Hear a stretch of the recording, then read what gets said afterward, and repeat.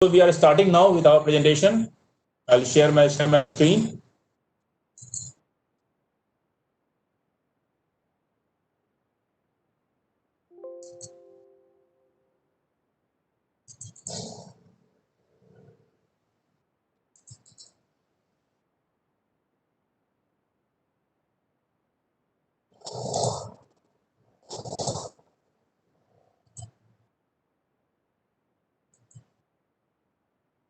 So this module is basically about issuing of different type of office orders. So we are having office order for entry of a railway staff into the system, order related to employees transfer, promotion, and when the person leaves railway, exit. Apart from that, we are also having two different tabs to work on officers, especially about leave and about a miscellaneous tab through which we will keep all our service record updated for an officer. So first is the career event which we are talking of जो career event से हमारा मतलब उन सारे career event से है जिसमें हम किसी एम्प्लॉय के लिए आदेश निकालते हैं और जिस आदेश से हमारा एचआरएमएस का डाटा अपडेट होता है। तो आइडिया ये था क्योंकि पिछले 1 वर्षों से आप लोगों ने बड़ी मेहनत करी है और सारा डाटा भी एचआरएमएस में डाला है और हमें ये शिकायत रहती थी कि डाटा हमारा अब पुराना पड़ता चला जा रहा है। जब आदेश हम इससे निकालना शुरू करेंगे तो आदेश के साथ जो हमारा डाटा एम्प्लॉय का है वो ऑटोमेटिकली हमारे एम्प्लॉय मास्टर या ईएसआर में अपडेट होता चलेगा और साथ ही हम आईपास का डाटा भी अपडेट करेंगे। क्योंकि एचआरएमएस का डाटा अंत में सिंगल सोर्स ऑफ ट्रूथ होना है, जैसा हम लोगों को आदेश दिया गया था इस पर्टिकुलर एचआरएमएस के लिए। तो हम लोग अब चाह रहे हैं कि जो डाटा हो वो बेसिक डाटा हमारा एचआरएमएस में है और सारा अपडेशन जहां पर भी होना है, इस सिस्टम में भी होना है, वो यहाँ के थ्रू हो। इसमें जो सबसे पहला आदेश जो हम लोग निकाल रहे हैं वो फर्स्ट अपॉइंटमेंट का है। हम लोग आदेश की बात करते हैं तो आदेश का मतलब ये हुआ कि जब हम किसी व्यक्ति को ऑफर ऑफ अपॉइंटमेंट देते हैं तो वो यहाँ से हम इशू नहीं करते। ऑफर ऑफ अपॉइंटमेंट जो एक बड़ा डॉक्यूमेंट होता है वो आप फिजिकल पहले की तरह इशू करेंगे, लेकिन उसके बाद जब आपके यहाँ वो रिपोर्ट करता है ज्वाइनिंग के लिए, तब जो आदेश निकलता है वो आदेश यहाँ से निकलेगा। इसके बाद बारी ट्रांसफर की आती है। स्थानांतरण जब किसी व्यक्ति का होता है, चाहे वो किसी भी तरह का स्थानांतरण हो, ओन रिक्वेस्ट हो, इंटर डिवीजन हो, इंट्रा डिवीजन हो, इंटर रेलवे हो, या वो कहीं डेपुटेशन पे जा रहा हो या कहीं से वापस आ रहा हो, तो हर स्थिति में जो आप हम ट्रांसफर का आदेश निकालेंगे वो आदेश यहाँ से निकलेगा।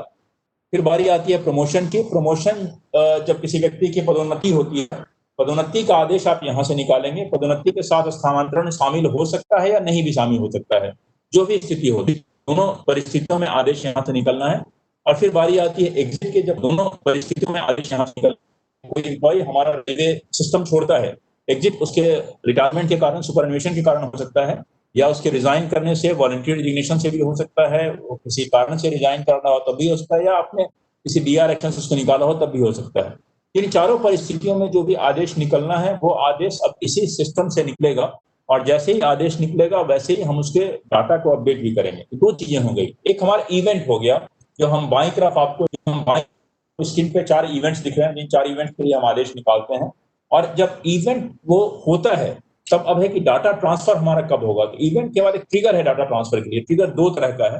पहली स्थिति में यदि हम उसका प्रमोशन करते हैं, ट्रांसफर करते हैं या वो सिस्टम से हमारा निकलता है, तो या तो वो रिलीव होगा अपने प्लेस ऑफ पोस्टिंग से, या अपना रिलीक्विश करेगा, या वो और फिर अपने नई जगह जाएगा। जिस समय आपको उसके रिलीव होने का या रिलीक्विश का रिपोर्ट आपको मिलता है, तब जो डाटा फीड करते हैं सिस्टम में वो हमारा ट्रिगर है। इस डाटा के साथ हमारा डाटा अपडेशन होता है एम्प्लॉय मास्टर ईएसआर का।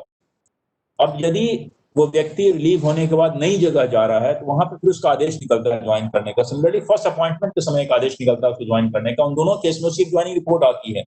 ज्वाइनिंग रिपोर्ट का डाटा जब आप इंटर करते हैं तो ये ट्रिगर है। Event is first appointment, trigger is joining report. You issue order for the event. First appointment का पहली नियुक्ति का आप आदेश निकालते हैं, एंड ट्रिगर जो है रिपोर्ट का, जब आपको ज्वाइनिंग की डेट उसकी मिलती है, उस डेट के आधार पे हम लोग अपने डाटा को अपडेट करते हैं। हमारा एम्प्लॉय मास्टर ईएसआर अपडेट होता है। ये जनरल प्रोसीड्योर है हर तरह के आदेश का जो हमारे ऑफिस से निकलेगा। और सारे आदेश के इवेंट्स के आप आदेश निकालेंगे और जब ये ट्रिगर ज्वाइनिंग का या रिलीविंग का होगा, उसका डेट जब डाला जाएगा तब हमारा डाटा अपडेट होगा। It is common to all type of orders for us. Now हम एक आदेश बनाते कैसे हैं उसकी बात करें तो डीलिंग पर पहले अपने पासवर्ड आईडी से एचआरएमएस URL के थ्रू HRMS पे जाता है। HRMS सिस्टम पर उसके पास क्रिएट न्यू ऑफिस ऑर्डर का एक टैब है, इसको वो खोलता है, या एग्जिस्टिंग कोई ऑफिस ऑर्डर जो उसने ड्राफ्ट मोड में रखा हुआ है उसको खोलता है, उसमें अपना वो ऑफिस ऑर्डर नंबर डालता है, ऑफिस ऑर्डर डेट डालता है, there is a provision for putting in type of order, वो डालता है। उसके बाद यदि पुराना ऑर्डर उसका ड्राफ्ट में है तो मे बी कुछ और आदमी को उसमें जोड़ना चाह रहा है, जैसे हम रिक्रूटमेंट की बात करें तो कुछ और नए लोग आए हैं, सबको एक साथ वो लिखना चाह रहे हैं एक आदेश में, उन लोगों का नाम वो जोड़ेगा, उनके सारे डिटेल्स डालेगा। यदि वो और लोगों को उसको जोड़ना है तो वापस इसी लूप में जाएगा, फिर से वो नाम डालेगा किसी एम्प्लॉय का, उसके सारे डिटेल डालेगा, और जब ये लूप पूरा हो जाएगा, व्हेन इज रेडी कि अब ये काम मेरा पूरा हो गया, तब उसको वहां प्री नोट डालना है और पोस्ट नोट डालना है, जो टेम्पलेट उसका बना हुआ रहता है, जिसको धीरे धीरे ऐड करता चला जाएगा, ताकि समय के साथ यदि उसको पता है कि ट्रांसफर में आपको इतने तरह के लिखने होते हैं, ये स्थानांतरण, इंटर डिविजनल स्थानांतरण है, और जो भी को लिखना होता हो, तो वो प्री नोट और पोस्ट नोट वहां डालता है, और जब वो अपनी तरफ से कंफर्म हो जाता है कि उसको जो भी चीजें लिखनी है सारी चीजें वहां पर आ गई हैं, तो या तो उसको ड्राफ्ट रख ले बाकी बाद में ऐड करने के लिए, या जब वो सबमिट करता है तो आगे प्रक्रिया में वो चला जाता है, जो उसको ओटीपी एक आता है, उस ओटीपी के थ्रू वो भेजता है, जो हमारा सेकंड फैक्टर ऑथेंटिकेशन है, और तब वो आगे फिर आदेश निकलने के लिए चला जाता है। तो ये सामान्य प्रक्रिया है किसी भी तरह के आदेश को इस सिस्टम में बनाने की। अब जो आदेश आपका बनता है वो कुछ इस तरह का होता है, जो सामने आपको दिख रहा है। बाईं तरफ ऊपर में QR कोड है, जिसमें बेसिक इंफॉर्मेशन इस ऑफिस आदेश का लिखा होता है। उसके नीचे एक ऑफिस ऑर्डर नंबर है, एक ऑफिस इसका है वो लिखा हुआ है, और उसके बाद जो ऊपर लूप देख रहे हैं वो प्री नोट है। जो आप हर तरह के आदेश में हर तरह का प्री नोट निकालते हैं, आपके लाइब्रेरी का पार्ट होता चला जाता है वो, और उसको तब आपको हर बार टाइप करने की जरूरत नहीं पड़ती है। क्लर्क को पता होता है कि ये ट्रांसफर वाले मेरे हैं, ये प्रमोशन वाले मेरे हैं, और इस तरह की चीजें लिखते हैं, तो उसको कॉपी पेस्ट करके वो लिख सकता है, ताकि लिखने में आपको परेशानी ना हो। सिमिलरली एक पोस्ट नोट है, जो आप बाद में लिखते हैं कि और जो भी चीजें लिखनी हो। और बीच में एम्प्लॉय डिटेल है, ये हमारा बेसिक डाटाबेस है, जिसमें आप एम्प्लॉय का नाम, उसका HRMS ID लिखते हैं, उसका सारा डिजिग्नेशन का डिटेल, स्टेशन कहाँ पोस्टेड है, पे लेवल उसका क्या है, बिलिंग क्या है, और एग्जिस्टिंग हो गया यदि ट्रांसफर के पहले का है, और रिवाइज जहां उसको नई जगह जाना है ट्रांसफर के बाद का है, एक सबटाइप पे किस तरह का आदेश आप निकाल रहे हैं, और फिर रिमार्क लिख करके लिखना चाहे। उसके नीचे फिर जो व्यक्ति साइन करता है उस व्यक्ति का डिटेल आप लिखते हैं, और उसका साइन करने की जगह होती है जहाँ DSC जो आप साइन करते हैं, ये टिक एक आता है कि आपने वहां साइन किया, और बाईं तरफ कॉपी किसको किसको भेजी जानी है वो है। यहाँ दो तीन चीजें महत्वपूर्ण है जानने के लिए।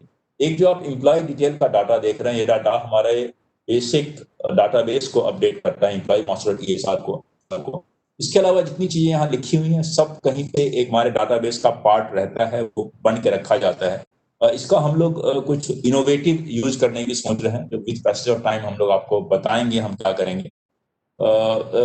और ये जो आदेश है, ये आप अंग्रेजी और हिंदी दोनों भाषाओं में निकाल सकते हैं, दोनों का प्रोविजन हमारे सिस्टम में दिया हुआ है, और दोनों में आपका टेम्पलेट वैसे ही आएगा जैसे आप करना चाहते हैं। ये एक सामान्य आदेश है, एक आपके लिए परफॉर्मा है उस आदेश का, जो मैं आपको दिखाना चाह रहा था। अब जो आदेश के टाइप है, हर टाइप के आदेश को हम लोग शॉर्ट में एक बार देखना चाहेंगे। पहला अपॉइंटमेंट जो है हमारा, वो 3 तरह का होता है। एक व्यक्ति सीधे हमारे सिस्टम में ज्वाइन करता है, जहाँ कोई ट्रेनिंग उसको नहीं करनी, और सीधे रेगुलर पोस्ट पे ज्वाइन करना है। दूसरा होता है जहाँ पर कोई व्यक्ति हमारे यहाँ ट्रेनिंग के लिए ज्वाइन करने आता है, जहाँ वो प्रोबेशनर होता है या ट्रेनिंग होता है। और तीसरा है जो सब्स्टिट्यूट के रूप में हमारे यहाँ कोई ज्वाइन करने आता है। यदि हम पहले डायरेक्ट रिक्रूटमेंट की बात करें, तो डायरेक्ट रिक्रूटमेंट क्योंकि उसको कोई ट्रेनिंग नहीं करनी, कुछ नहीं करना, तो सीधे सीधे अपने सब पोस्ट पे ज्वाइन करता है। तो पहले उसका आदेश निकालते हैं जो इवेंट है, और आदेश निकालने के बाद जब बस पहले जहां उसको पोस्टिंग होती है उसका जब डेट आप डालते हैं, तो अब डाटा हमारा अपडेट होता है, और हम उस डाटा को फिर आईपास में पुश करते हैं, तो आईपास भी हमारा अपडेट होता है। ये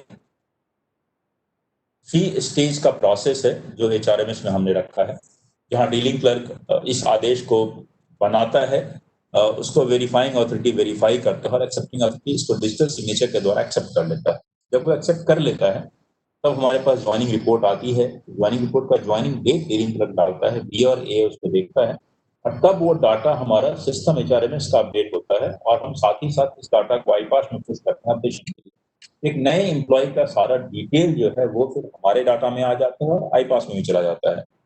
यहीं पर हम उसका HRMS ID भी क्रिएट कर देते हैं। अब तब ये महत्वपूर्ण है समझना कि अब HRMS ID हमारा पहले क्रिएट होगा शायद, और आईपास ID बाद में क्रिएट होगा, जब आईपास के पास वो सिस्टम जाएगा। तो आगे बढ़ते हैं।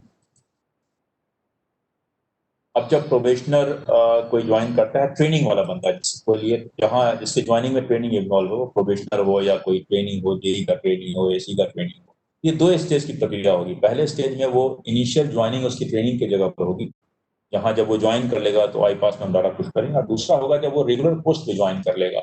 जब वो रेगुलर पोस्ट पे ज्वाइन करेगा तब उसका डाटा फिर हम आईपास में पुश करेंगे। जब वो ट्रेनिंग के लिए ज्वाइन करेगा तो सेम है, 3 स्टेज का प्रोसीजर है। आपको एक बार पता चल गया कि इस आदमी को फला डेट से ट्रेनिंग में ज्वाइन करना है, तो डीलिंग क्लर्क उसका एक आदेश बनाता है, वो बीए के पास जाता है, फिर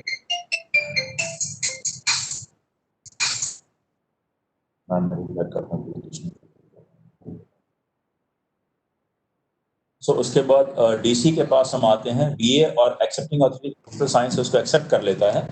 तो ये हमारा इवेंट का पोर्शन पूरा हो गया। आदेश आपका निकल जाता है। आदेश निकलने के बाद उसकी ज्वाइनिंग की रिपोर्ट आती है ट्रेनिंग वाले जगह पे।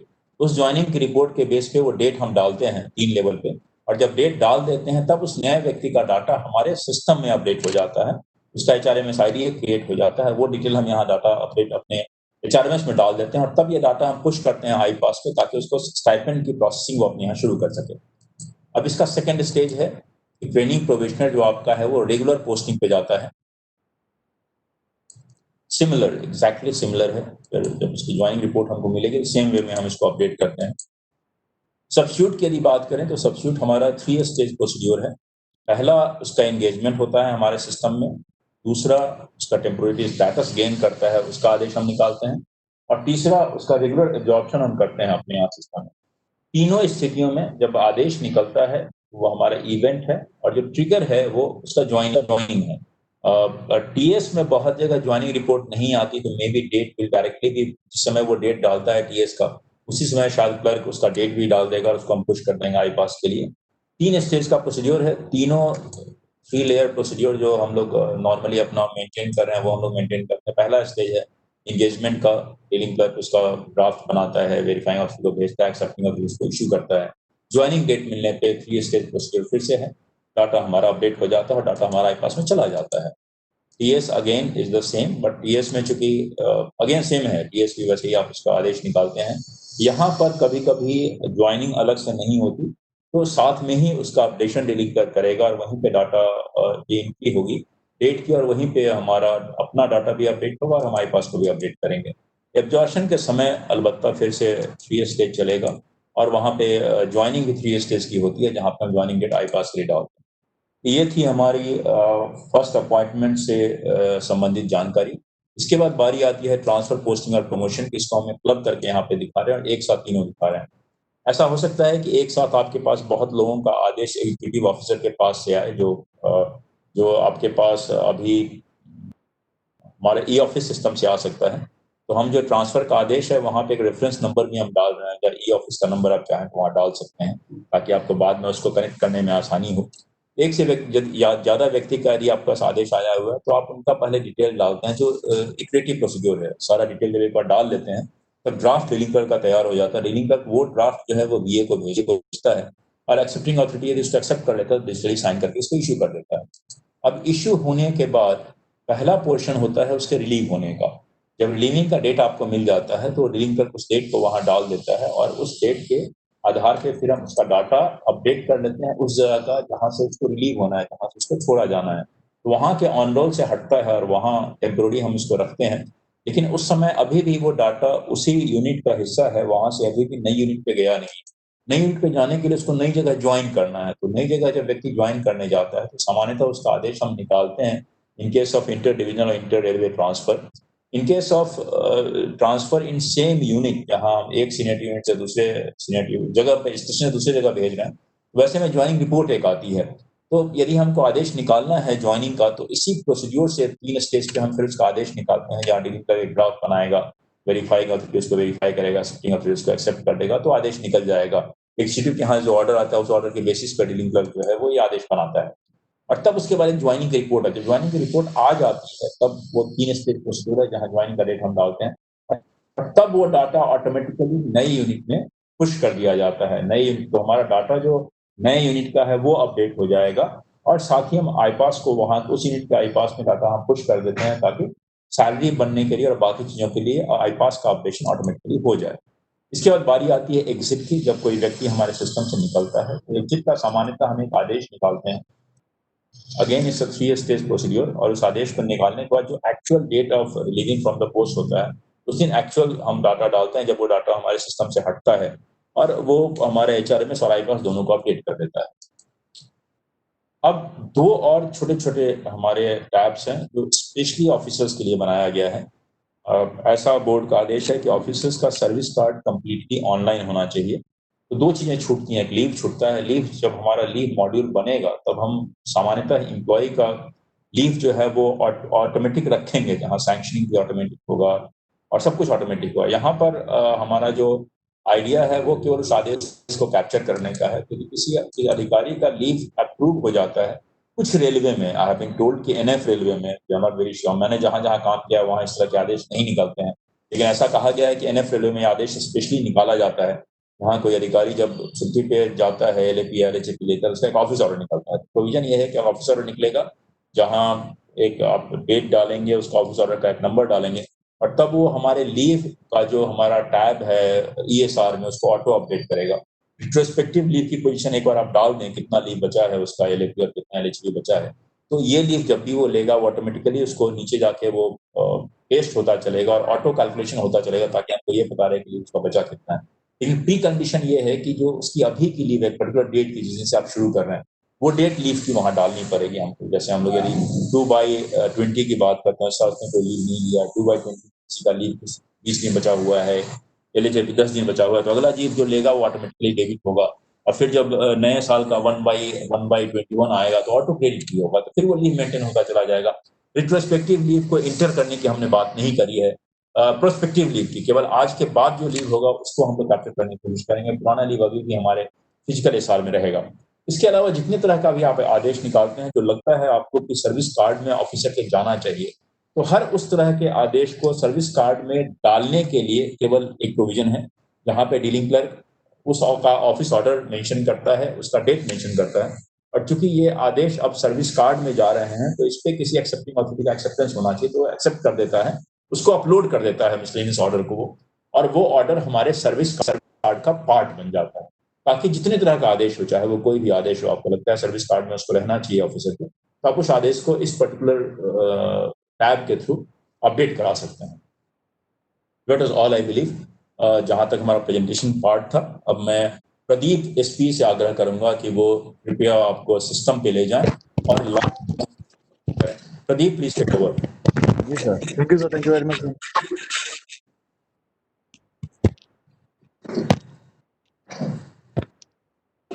Thank you sir.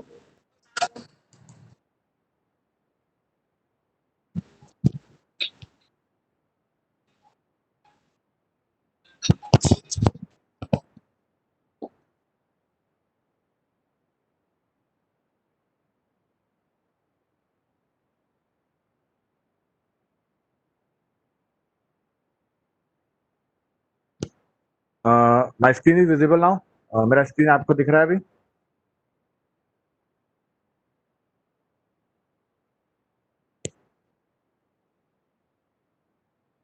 Hello?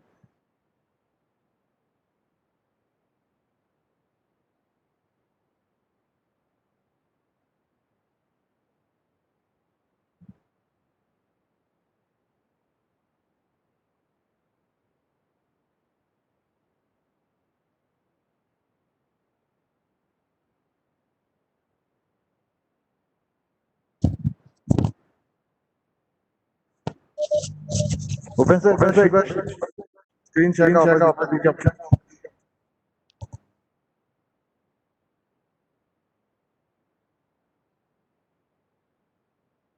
Hello?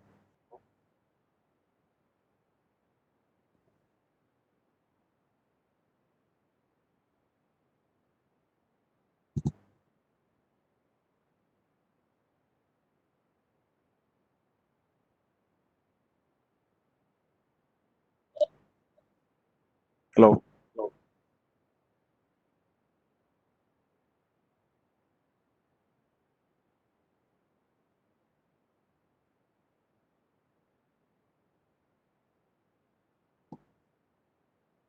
My screen is visible sir?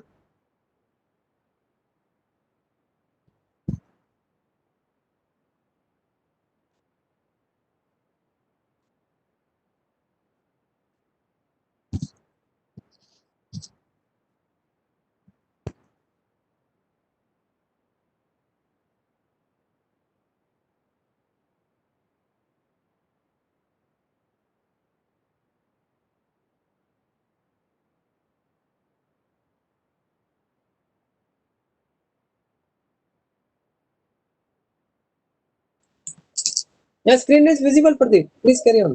Yeah. Okay, sir. Thank you. Good afternoon, everyone. We are going to start with office order module demonstration. Demonstration के लिए हम ready हैं. Demonstration start करने से पहले जैसा कि sir ने बताया कि ऑफिस ऑर्डर के कुछ स्टैंडर्ड पार्ट्स होते हैं, तो मैं उनके लिए एक टेम्पलेट सेव करने के ऑप्शन से स्टार्ट करूंगा. किसी भी ऑफिस ऑर्डर के जो स्टैंडर्ड पार्ट्स हैं वो कुछ ऐसे हैं कि उनका एक प्री नोट होता है जो आपका सिमिलर ऑफिस ऑर्डर्स में बार बार रिपीट होता है. देन एक पोस्ट नोट होता है जो सेम आपके सिमिलर ऑर्डर में रिपीट होगा. देन नीचे हम आएंगे तो कॉपी टू की एक सीक्वेंस है एंड इशूइंग ऑफिस होगा राइट साइड में, जब हम देखेंगे तो, और नीचे इशूड बाय होगा. तो ये कुछ कुछ चीजें ऐसी है जो आपका हर ऑफिस ऑर्डर में एक ही टाइप के ऑफिस ऑर्डर में वो रिपीट होती है. तो इनको हम एक टेम्पलेट में बना के हम सेव रख सकते हैं ताकि अगली बार से सिमिलर काइंड का जो ऑफिस ऑर्डर होगा वो चीजें दोबारा टाइप ना करनी पड़े. हम उसको एक टेम्पलेट से उठा के अपने ऑफिस ऑर्डर में इंसर्ट कर सकते हैं और वहां मॉडिफाई कर सकते हैं. तो मैं उसके लिए एक बार ये आपको राइट जो मिलेगा ये डीलिंग क्लर्क को मिलेगा. हर डीलिंग क्लर्क अपने लिए एक टेम्पलेट्स की लाइब्रेरी बना सकता है. तो उनके पास 8, 10, 15, 20 जितने वो टेम्पलेट चाहें उतने वो टेम्पलेट सेव कर सकते हैं और वो उनके लिए एक्सक्लूसिव होंगे, वो किसी और डीलिंग क्लर्क को नहीं नजर आएंगे, वो उनके लिए अपने लिए होंगे. तो मैं एक बार स्टार्ट करने के लिए अपने डीलिंग क्लर्क के आईडी से लॉगिन कर रहा हूँ. तो सैंपल के लिए मैं यहाँ जोधपुर वर्कशॉप के डीलिंग क्लर्क को ले रहा हूँ. मेरे जोधपुर वर्कशॉप के डीलिंग क्लर्क है ये. मैंने इनसे लॉगिन कर रहा हूँ. लॉगिन करने के लिए मुझे उनका आईडी, पासवर्ड और ट्रांजैक्शन ओटीपी चाहिए होगा. संजय कुमार सिंह जी मेरे डीलिंग क्लर्क हैं जो जोधपुर वर्कशॉप से बिलोंग करते हैं, डब्ल्यू वर्कशॉप से. मैंने इनके यहाँ से लॉगिन किया. अब ऑफिस ऑर्डर सेक्शन के जितने भी आपके मेन्यू राइट्स होंगे वो यहाँ आपको लेफ्ट साइड में नजर आएंगे. लेफ्ट साइड में अगर आप जाएंगे तो ऑफिस ऑर्डर सेक्शन आपको नजर आएगा. इसके अंदर हर टाइप का मेन्यू यहाँ पे रहेगा. Promotion and transfer office order का मेन्यू है, एग्जिट ऑफिस ऑर्डर जनरेशन का मेन्यू है, न्यू ज्वाइनिंग ऑफिस ऑर्डर का मेन्यू है, रेगुलर पोस्टिंग जो भी न्यू ज्वाइनिंग के बाद का एक मेन्यू है. और इसी में हम नीचे आएंगे तो ऑफिस ऑर्डर टेम्पलेट करके हम आता है. तो मैंने ऑफिस ऑर्डर टेम्पलेट का मेन्यू खोला. अब यहाँ जितने टेम्पलेट्स संजय कुमार सिंह जी के पास अवेलेबल हैं जो उन्होंने खुद क्रिएट किए हैं वो उनको इस लिस्ट में मिल जाए.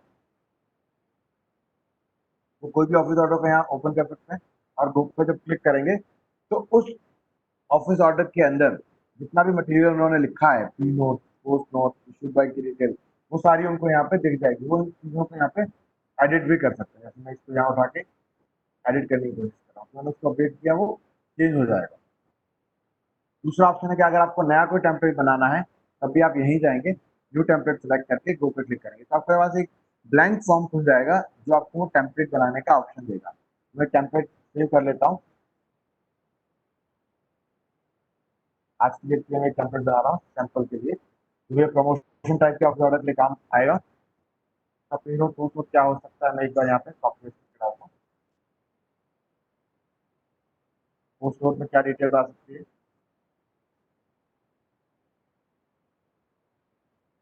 इशूइंग ऑफिस और इशूड बाय की डिटेल डाल रहा हूँ.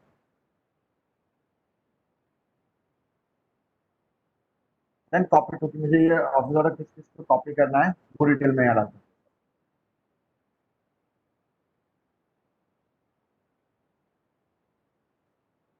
ये सारी डिटेल डालने के बाद मैंने यहाँ पे इसको सेव पे क्लिक किया. जैसे मैं इसको सेव पे क्लिक करता हूँ, भैया ये जो टेम्पलेट है आपका टेम्पलेट बन रहा है, यहाँ पे सेव हो गया. मैं जब इस लिस्ट में इसको देखूंगा तो मुझे दोबारा ये यहाँ पे टेम्पलेट नजर आ गया है. अब कभी भी मुझे इस टेम्पलेट को एडिट करना हो कि नहीं ये कॉपी बनानी है, उसको मैं नया बना सकता हूँ. ये था टेम्पलेट, जिसके अकॉर्डिंग हम उस ऑफिस ऑर्डर का डिजाइन फाइनल कर सकते हैं कि हमारे ऑफिस ऑर्डर में प्री नोट पे क्या आएगा, पोस्ट नोट पे क्या आएगा, कॉपी टू पे क्या आएगा. अब नेक्स्ट हम आगे बढ़ते हैं. पहले टाइप का ऑफिस ऑर्डर है हमारे पास, वो है फर्स्ट अपॉइंटमेंट ऑफिस ऑर्डर. जैसे सर ने बताया कि हमारे यहाँ रेलवे में जो न्यू एंट्रेंट्स आते हैं वो 3 तरीके से आ सकता है. ऐदर वो डायरेक्ट रिक्रूट होंगे, या वो ट्रेनिंग के लिए जाएंगे, प्रोफेशनल्स होंगे, या सब्सिट्यूट का अपॉइंटमेंट होगा. डायरेक्ट रिक्रूट के केस में जो ऑफिस ऑर्डर जनरेट होता है, देन वो जहाँ उनका स्टेशन है, जहाँ उनको ज्वाइन करना है, वहाँ वो रिपोर्ट करते हैं, ज्वाइन कर लेते हैं और सिंपल सा प्रोसेस है. और प्रोफेशनल या ट्रेनिंग के केस में क्या होता है, वो आपके पास आते हैं, ज्वाइनिंग करते हैं, देन वो ट्रेनिंग पे चले जाते हैं. ट्रेनिंग के बाद जब दोबारा ट्रेनिंग से आते हैं तो वो रेगुलराइज होते हैं. तो इस केस में आपका ऑफिस ऑर्डर का प्रोसेस सेम रहेगा, बट ऑफिस ऑर्डर 2 बार निकलेगा. फर्स्ट डायरेक्ट रिक्रूटमेंट की तरह उनका नॉर्मल ऑफिस ऑर्डर निकलेगा जहाँ उनकी ट्रेनिंग डिटेल डाली जाएगी. देन उनका कैरियर इवेंट अपडेट करेंगे ताकि हम बायोडाटा बना. देन ट्रेनिंग कंप्लीट होने के बाद जब उनकी दोबारा ज्वाइनिंग होगी तब एक और टाइप का आपका ऑफिस ऑर्डर निकलेगा जो उनको रेगुलराइज करेगा, जैसा मैंने आपको मेन्यू में दिखाया था। ये थर्ड जब टाइप के जो यूजर एम्प्लॉइज होंगे, वहां पहला उनका डायरेक्ट रिक्रूटमेंट का ऑफिस ऑर्डर निकलेगा जहां उनको टेम्पररी पोस्टिंग दी जाएगी, देन उनको रेगुलराइज किया जाएगा, तो वही ऑफिस ऑर्डर उनका 2 बार या 3 बार में निकलेगा। ये चीज होगी। तो हम एक एग्जाम्पल के लिए डायरेक्ट रिक्रूट का एक ऑफिस ऑर्डर बना के देखते हैं। तो उसके लिए हम डीलिंग क्लर्क यूज कर रहे हैं, संजय कुमार सिंह जी। इन्हीं की आईडी से हम लॉग इन करके लेफ्ट साइड में हमारे पास मेन्यू आइटम में न्यू ज्वाइनिंग ऑफिस ऑर्डर, तो इसके ऑफिस ऑर्डर की एंट्री के लिए मैंने इसको ओपन किया। अब ऑफिस ऑर्डर का जो फॉर्मेट है वो सारे ऑफिस ऑर्डर में एक ही तरह का है कि आप सबसे ऊपर आएंगे, आपका ऑफिस ऑर्डर नंबर आपको डालना होगा। ऑफिस ऑर्डर नंबर हर यूनिट का एक अपना अपना फॉर्मूला है ऑफिस ऑर्डर को बनाने का, तो हर यूनिट के लिए ये ओपन है। वो जिस फॉर्मूले पे जाना चाहे वो उस फॉर्मूले से अपना ऑफिस ऑर्डर नंबर यहाँ डाल पाएंगे। मैं एडब्ल्यू वर्कशॉप के लिए मैं इसको बना रहा हूँ।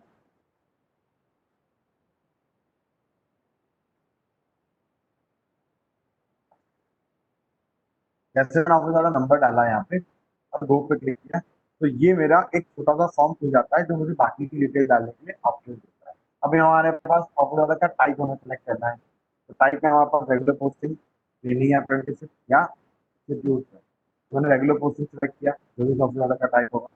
देन बीच में आएगी हमारी एम्प्लॉय की डिटेल, जो एम्प्लॉय हमारे पास ज्वाइनिंग आ रहे हैं उनके रिलेटेड डिटेल जो ऑफिस ऑर्डर का पार्ट होंगे वो यहाँ पे डाली जाएगी। देन नीचे हम आएंगे कि नीचे जो ऑफिस ऑर्डर के हमने टेम्पलेट बनाए थे वो हम टेम्पलेट यहाँ पे सिलेक्ट कर सकते हैं। मैंने जो अभी एक टेम्पलेट बनाया था मैं वो एक बार यहाँ सेलेक्ट करता हूँ, मैंने वो सेलेक्ट किया। तो आपका प्री नोट का डेटा, पोस्ट नोट का डेटा और सारा डेटा यहाँ पे एक बार फिल होके आ गया। इसको मैं यहाँ भी एडिट कर सकता हूँ या मैं टेम्पलेट को कभी भी बदल सकता हूँ सबमिट करने से पहले। मैंने एक न्यू रेगुलर ज्वाइनिंग का टेम्पलेट बना रखा है, मैंने उसको निकाला और यहाँ डाल दिया, ये मेरा ऑफिस ऑर्डर आ गया। तो इसको मैं यहाँ अभी भी एडिट कर सकता हूँ, जब मुझे इसको चेंज करने की जरूरत पड़ेगी मैं यहाँ इसको चेंज कर सकता हूँ। ये मेरे पास एडिटिंग के लिए यहाँ पे भी अभी तक ओपन है।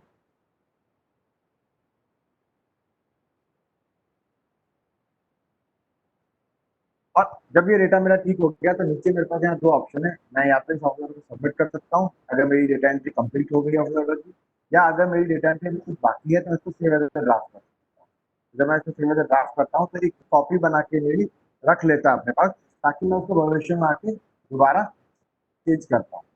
तो अब जो इम्पोर्टेंट पार्ट है इस ऑफिस ऑर्डर का वो है इस ऑफिस ऑर्डर के एम्प्लॉइज जो इसका पार्ट होने वाले हैं उनको अटैच करना। उनको अटैच करने के लिए हम लेफ्ट साइड में आते हैं, यहाँ पे एक प्लस बटन है। जब हम इस प्लस बटन को क्लिक करेंगे तो हम यहाँ पे नए नए एम्प्लॉइज को ऐड करते जाएंगे। तो मैंने जब इसको क्लिक किया तो एक छोटा सा ब्लैंक फॉर्म मेरे साथ खुल जाता है जहाँ मैं न्यू एंट्रेंस की एंट्री करने वाला हूँ। अब अभी तक जो हमारे न्यू एंट्रेंस है हमारे पास उनका ना आई पास नंबर जनरेटेड है ना ही उनका अकाउंट आईडी हमारे पास होता है। तो हम यहाँ स्टार्ट करेंगे इस प्रोसेस को उनके पैन नंबर के साथ। हम उनको पैन नंबर के थ्रू ही यूनिकली आइडेंटिफाई करेंगे, और जब हम उसको कोई पैन नंबर डालता है तो सिस्टम उस पैन नंबर को वैलिडेट करता है। इस पैन नंबर का कोई आदमी हमारे सिस्टम में ऑलरेडी तो नहीं है। इनकेस अगर वो ऑलरेडी हमारे सिस्टम में होगा तो वो आपको यहाँ पे रोक लेगा, उस आदमी की दोबारा एंट्री नहीं करेगा। तो मैंने यहाँ एक पैन नंबर डाला और सिस्टम यहाँ पे उसको वैलिडेट कर रहा है। ये पैन नंबर ऑलरेडी हमारे यहाँ एग्जिस्ट कर रहा है, तो सिस्टम ने मुझे यहाँ पे उसको ब्लॉक कर दिया। ये पैन नंबर हमारे पास ऑलरेडी है, मैं यहाँ दूसरा पैन नंबर डाल रहा हूँ और इस पैन नंबर को वैलिडेट। अब मुझे उस न्यू ज्वाइन की बाकी इन्फॉर्मेशन डालनी है। मैं उनका नाम सेलेक्ट किया, उनका नाम डाला, उनका डेट ऑफ बर्थ डाला, पिताजी का नाम, माता जी का नाम, उनका आधार नंबर, और जैसा पैन कार्ड को सिस्टम से हमने वैलिडेट किया था उसी तरीके से आधार नंबर भी हम यहाँ पे सिस्टम से वैलिडेट कर रहे हैं। तो अगर आपका ये आधार नंबर ऑलरेडी सिस्टम में किसी और एम्प्लॉय का है तो वो आपको यहाँ डालने नहीं देगा, ताकि किसी एम्प्लॉय की दोबारा एंट्री ना हो जाए। तो हम यहाँ पे एक नया पैन नंबर डालते हैं। देन मुझे एम्प्लॉय की कम्युनिटी डालनी है, उनका एजुकेशन क्वालिफिकेशन डालना है जो ज्वाइनिंग के वक्त होगा। यहाँ पे हमें एम्प्लॉय का फोटोग्राफ अपलोड करना है। मैं एक डमी फोटोग्राफ यहाँ अपलोड कर रहा हूँ। एम्प्लॉय का सिग्नेचर अपलोड, सिग्नेचर अपलोड। अब नीचे मुझे उनकी एम्प्लॉयमेंट की रिलेटेड डिटेल डालनी है, उनकी डेट ऑफ अपॉइंटमेंट क्या थी, उनका मोड ऑफ अपॉइंटमेंट क्या था। तो जितने हमारे पास मोड ऑफ अपॉइंटमेंट है वो सारे हमने यहाँ लिस्ट आउट किए हैं। उनमें से आप कोई अपॉइंटमेंट सेलेक्ट कर सकते हैं। मैंने आरआरबी सेलेक्ट किया। देन मुझे उनका लियन क्या है, किस जोन में वो ज्वाइन कर रहे हैं वो डिटेल डालनी है। उस जोन के अंदर कौन सी उनकी यूनिट होगी वो मुझे यहाँ डालना है। इस यूनिट का या इस डिवीजन के जो बिल यूनिट की लिस्ट है वो मेरे पास यहाँ पे मुझे लिस्ट आउट करके दे दी गई। तो मैं उसका जो बिल यूनिट है मैं वो यहाँ सेलेक्ट कर सकता हूँ। देन उनका पोस्टिंग कौन से स्टेशन पे होने वाला है तो वो मुझे यहाँ पे एक वैलिड स्टेशन डालना होगा, वो मैंने यहाँ डाला। अब उनकी फाइनेंशियल्स जो है सैलरी रिलेटेड डिटेल वो मुझे यहाँ डालनी है। उनका पे स्केल क्या है जहाँ उनकी ज्वाइनिंग हो रही है वो मैंने सेलेक्ट किया। उस पे स्केल के अकॉर्डिंग जितनी अलाउड बेसिक पे है इनिशियल अपॉइंटमेंट के लिए वो मैंने यहाँ सेलेक्ट कर ली। अगर वो ट्रेनिंग्स पे जा रहे हैं तो उसके तो उसमें स्टाइपेंड डालना होगा। अगर ट्रेनिंग्स पे नहीं जा रहा तो स्टाइपेंड वाला फील्ड हमारा खाली रहेगा। देन उनका ज्वाइनिंग कौन से डिपार्टमेंट में हो रहा है, डिपार्टमेंट मैंने सेलेक्ट किया। कौन सा उनका सब डिपार्टमेंट होगा ज्वाइनिंग के वक्त वो मैंने सेलेक्ट किया। इनिशियल डेजिग्नेशन क्या होगा वो मैंने डाला और इस ऑर्डर का अफेक्टिव डेट क्या है। देन कोई भी एम्प्लॉय हमारे यहाँ जब ज्वाइन करता है तो एक मेडिकल एग्जामिनेशन के थ्रू होकर निकलता है, उसको पास करता है। तो उस मेडिकल एग्जामिनेशन का जो एग्जामिनेशन सर्टिफिकेट नंबर होगा वो हमें यहाँ डालना होगा। मेडिकेशन मेडिकल की क्लासिफिकेशन क्या थी जिसके थ्रू वो आया वो हमें यहाँ डालना होगा। वो फिजिकल हैंडीकैप है एम्प्लॉय या नहीं है, या उनका आइडेंटिफिकेशन मार्क क्या है वो हमें डालना होगा। तो मैं यहाँ उनको आइडेंटिफिकेशन मार्क डाल रहा हूँ। First identification mark, second identification mark.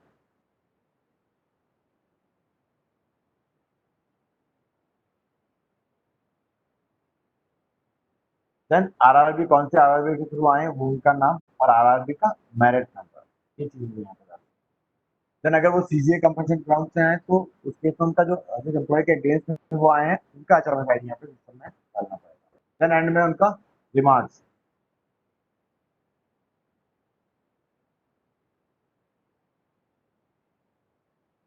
हमने डाल दिया और ये सारी डिटेल हमने यहाँ भर ली है।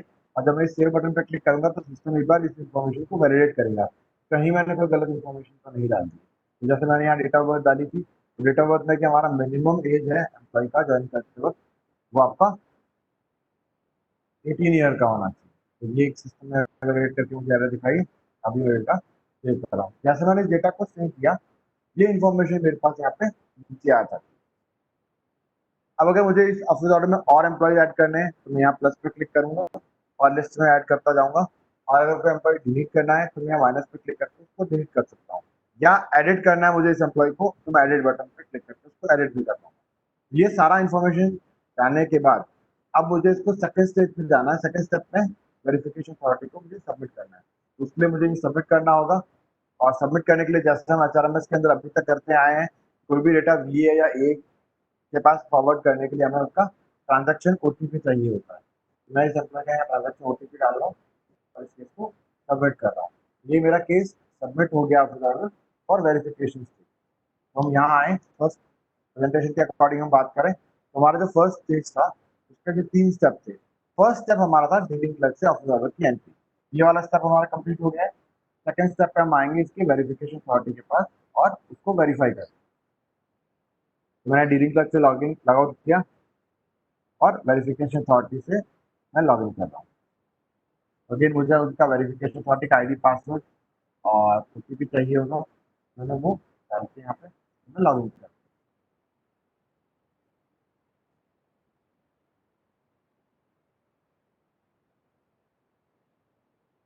तो जैसे मैं सिस्टम में लॉग इन करता हूँ वेरिफिकेशन अथॉरिटी के पास, लेफ्ट साइड में हमारे पास जैसे डीलिंग क्लर्क को मेन्यू दिख रहे थे तो इसी तरह से लेफ्ट साइड में हमें वेरिफिकेशन अथॉरिटी को मेन्यू दिखेंगे। मैं लेफ्ट साइड में आता हूँ, ऑफिस ऑर्डर सेक्शन के अंदर verify new joining office order, मैंने इसको क्लिक किया। तो इस वेरिफिकेशन अथॉरिटी के पास जितने भी ऑफिस ऑर्डर पेंडिंग है वेरिफिकेशन के लिए वो उनको यहाँ लिस्ट में दिखता है।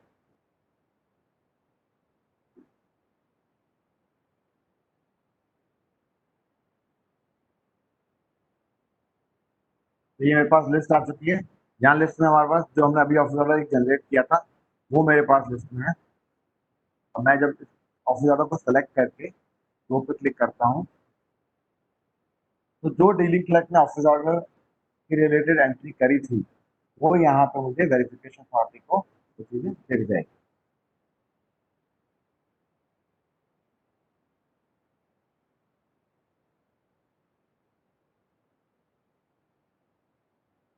ये आपके सामने ऑफिस ऑर्डर की डिटेल आ चुकी है।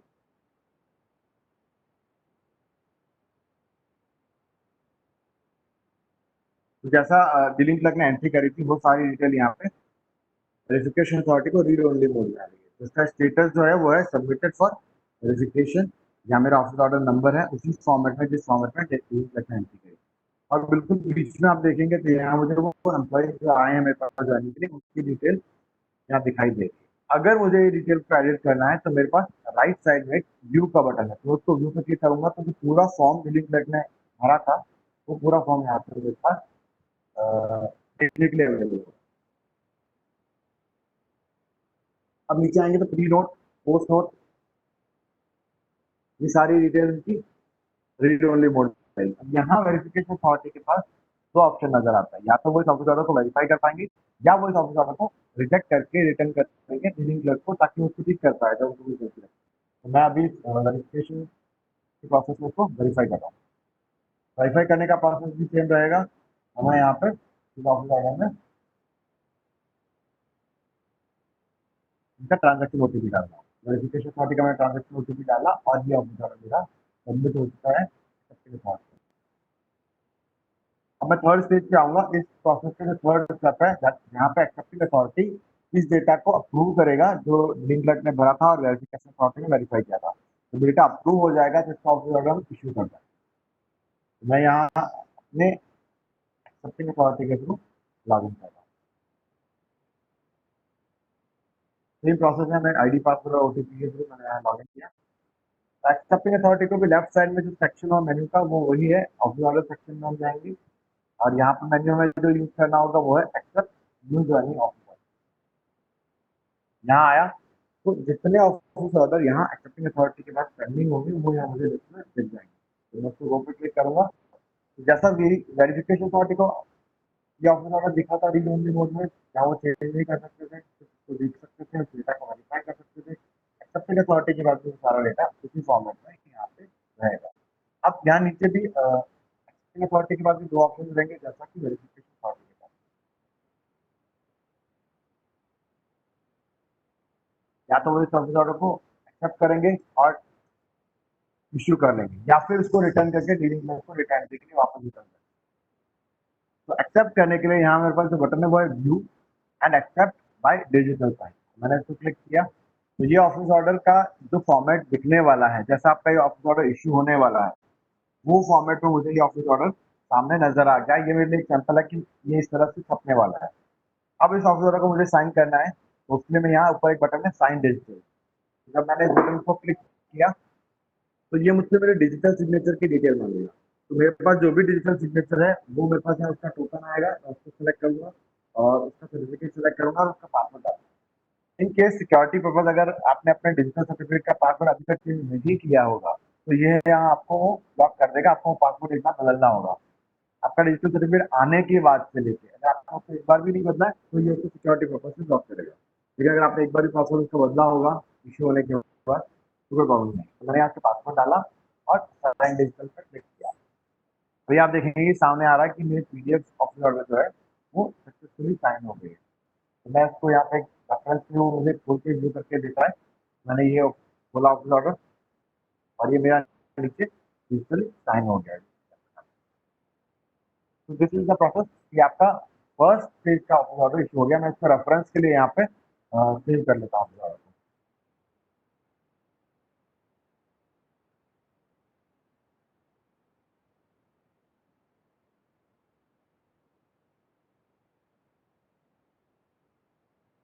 और इस ऑफिस ऑर्डर को अगर मैं देखूँ तो इसमें मेरी क्या क्या डिटेल जो सामने में डिस्प्ले हो रही है। लेफ्ट साइड में आप देखेंगे क्यूआर कोड नजर आ रहा होगा आपको। ये क्यूआर कोड आप जब भी स्कैन करेंगे तो आपको इस ऑफिस ऑर्डर का एक लिंक मिलेगा। तो ये ऑफिस ऑर्डर इश्यू होने के बाद जिस लिंक पे ओपन होएगा वो आपका यहाँ पे इस क्यूआर कोड से लिंक मिल जाएगा। तो अगर आपका कोई फिजिकल कॉपी में ज्वाइनिंग के लिए आते हैं एम्प्लॉइज और आपको ये ऑफिस ऑर्डर की कॉपी को प्रिंटेड देते हैं तो आप उसका क्यूआर कोड को स्कैन करके सिस्टम से उस ऑफिस ऑर्डर की डिटेल को री-वेरीफाई कर सकते हैं कि कहीं उसने ऑफिस ऑर्डर के साथ छेड़छाड़ तो नहीं की है। देन राइट साइड में आपका है office of issuing authority, right side में होगा। जो प्री नोट हमने सेलेक्ट किया था वो है हमारे पास, पोस्ट नोट है हमारे पास, कॉपी टॉप की लिस्ट है हमारे पास और साइनिंग अथॉरिटी का नाम और डेजिग्नेशन है और नीचे हमारा डिजिटल सिग्नेचर है। और सबसे सेंटर में जो एम्प्लॉय हमारे पास ज्वाइनिंग के लिए आए थे, जो ज्वाइनिंग आए थे, उनकी डिटेल बिल्कुल सेंटर में हमारे पास रहेगी। तो उनका नाम, category, community, date of birth, medical examination की डिटेल, उनका पैन नंबर, देन उनकी ज्वाइनिंग रिलेटेड डिटेल, उनका department, designation, pay related detail और ज्वाइनिंग यूनिट क्या थी उनकी, बिल यूनिट क्या है उनका, और आइडेंटिफिकेशन मार्क्स जो हमने भरा था वो है हमारे पास। इस ऑफिस ऑर्डर का विजिट फ्रॉम डेट, ये कब से इफेक्टिव हो रहा है, देन मोड ऑफ अपॉइंटमेंट हमारे पास है और उसके related detail. Then right side में हम आएंगे ऑफिस, जो हमारे पास एम्प्लॉय आया है उनका सिग्नेचर जो हमने अपलोड किया था और उसकी फोटोग्राफ जो हमने अपलोड किया। इनकेस अगर आपको उसको क्रॉस साइन करवाना है एम्प्लॉय से, तो आप उसका एक प्रिंट लेके जो न्यू ज्वाइनिंग है आपका, उसको क्रॉस सिग्नेचर भी करवा सकते हैं। तो यहाँ आके हमारा जो फर्स्ट ऑफिस ऑर्डर है उसके फेज 1 का प्रोसेस कंप्लीट होता है। हमने डिजिटल एक्सेस की एंट्री करवाई, वेरिफिकेशन अथॉरिटी ने उसका डेटा वेरीफाई करवाया और एक्सेप्टिंग अथॉरिटी ने उस डेटा को अप्रूव किया। ऑफिस ऑर्डर इश्यू होने का पार्ट हमारा यहाँ से खत्म होता है। और सेकंड स्टेज में जब हम आएंगे तो एम्प्लॉय की ज्वाइनिंग होगी। जहाँ भी एम्प्लॉय का ज्वाइनिंग स्टेशन है वो वहाँ जाके रिपोर्ट करेगा, वहाँ से आपका रिपोर्ट, ज्वाइनिंग रिपोर्ट आएगी। जब वो ट्रेनिंग पे चला गया तो आप उसकी बैकएंड में बायोडाटा क्रिएट करेंगे, तो उसके लिए आपको उसकी ज्वाइनिंग की डिटेल को रिकॉर्ड करना होगा कि आपकी उसकी ज्वाइनिंग की डिटेल क्या क्या है, वो क्या क्या रिकॉर्ड करेगा। देन उस डेटा को वेरिफिकेशन अथॉरिटी वेरीफाई करेगा सेकंड स्टेज में आके, और जब डेटा वेरीफाई हो जाएगा तो एक्सेप्टिंग अथॉरिटी उस डेटा को एक्सेप्ट करेगा। इस केस में हम डिजिटल सिग्नेचर की जरूरत नहीं होगी हमें, क्योंकि ट्रांजेक्शन ओटीपी से हमारा ये डेटा सेव हो जाएगा। और जब एक्सेप्टिंग अथॉरिटी इस डेटा को एक्सेप्ट करेगा उस पर्टिकुलर मोमेंट पे हम उस एम्प्लॉय का जो हमारे पास ये ज्वाइनिंग आया है उनका एम्प्लॉय मास्टर का रिकॉर्ड क्रिएट करेंगे और उनका ईएसआर हम ओपन कर लेंगे। तो जितनी भी ऑफिस ऑर्डर में हमने डिटेल्स डाली है वो सारी डिटेल एम्प्लॉय मास्टर के सारे टैब में हमारी इंसर्ट हो जाएगी। देन यही डेटा जो न्यू ज्वाइनिंग वाला है, ये सारा डेटा हम यहाँ से आईपास को पुश करेंगे ताकि वो अपने नेक्स्ट सैलरी साइकिल में इन एम्प्लॉयज की सैलरी को जनरेट कर पाए। इनिशियल स्टेज में अगले 2-3 सैलरी साइकिल तक आईपास इस डेटा को लेके as a test purpose verify करेगा जो उनका अभी का एग्जिस्टिंग प्रोसेस चल रहा है आईपास डेटा एंट्री का, उसको इससे कंपेयर करेगा। अगर उनको डिफरेंसेस नहीं मिलता है और सैलरी साइकिल का डेटा एक्यूरेट होता है तो वो उसको रियल सैलरी के लिए 2 महीने बाद में यूज करना शुरू कर देंगे। इन केस ऑफ कोई इश्यू आता है तो उसको ठीक करेंगे। तो इस पार्ट को हम एक बार प्रैक्टिकल करके देखते हैं। तो उसके लिए हमारे पास मैं एक्सेप्टिंग अथॉरिटी है, मैं इसे लॉग आउट कर रहा हूँ और इस डेटा एंट्री के लिए मैं रीडिंग क्लर्क से लॉग इन कर रहा हूँ। तो मैं डीलिंग क्लर्क में मैंने संजय कुमार सिंह जी उन्हीं का आईडी पासवर्ड से लॉग इन कर रहा हूँ। और जो पहला स्टेज था हमारा वो था ऑफिस ऑर्डर जनरेशन का स्टेज, और सेकंड स्टेज है हमारा उस इवेंट को ट्रिगर करने वाला स्टेज। तो इवेंट को ट्रिगर करने के लिए हमारे पास लेफ्ट साइड में हम आएंगे, यहाँ पे हमारे पास कैरियर इवेंट सेक्शन में हम आएंगे। जो ट्रिगर पॉइंट है हमारे पास ये है कि प्रमोशन हुआ है या एग्जिट रिपोर्ट हुई है या न्यू ज्वाइनिंग हुई है। उसके केस में हम यहाँ आएंगे न्यू ज्वाइनिंग एंट्री पे और मैंने यहाँ पे इसको क्लिक किया। तो अब न्यू ज्वाइनिंग के केस में हमारे पास अभी तक एम्प्लॉय का एचआरएमएस आईडी या आईपास नंबर नहीं है, तो हम यहाँ पे उनको पैन नंबर से आइडेंटिफाई कर रहे हैं।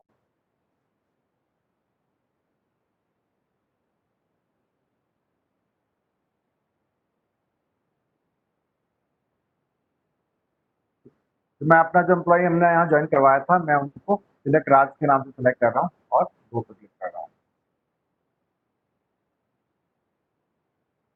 जैसे मैंने इसको क्लिक किया तो उस एम्प्लॉय का ऑफिस ऑर्डर जो हमने इश्यू किया था, ऑफिस ऑर्डर की जितनी डिटेल्स है वो सारी यहाँ लिस्ट आउट हो गई यहाँ पर।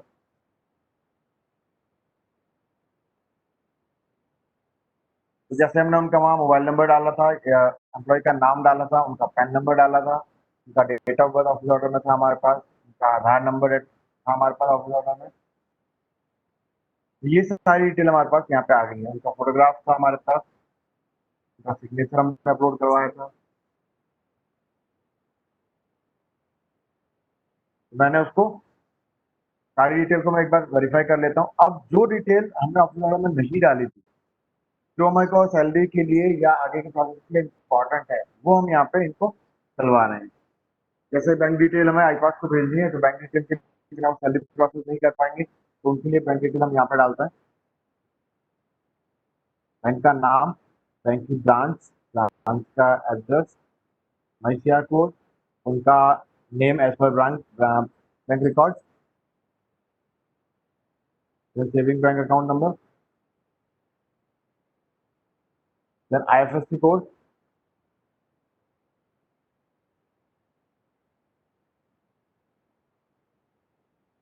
और एक कैंसिल चेक की कॉपी मुझे यहाँ अपलोड करनी है।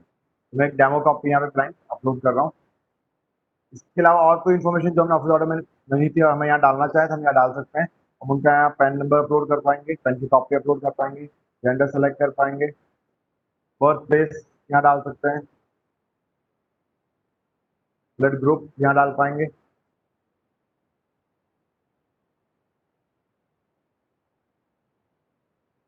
देन हमारे अगर वो इस सेक्शन में वो ज्वाइन कर रहे हैं वो हम यहाँ पे डाल पाएंगे।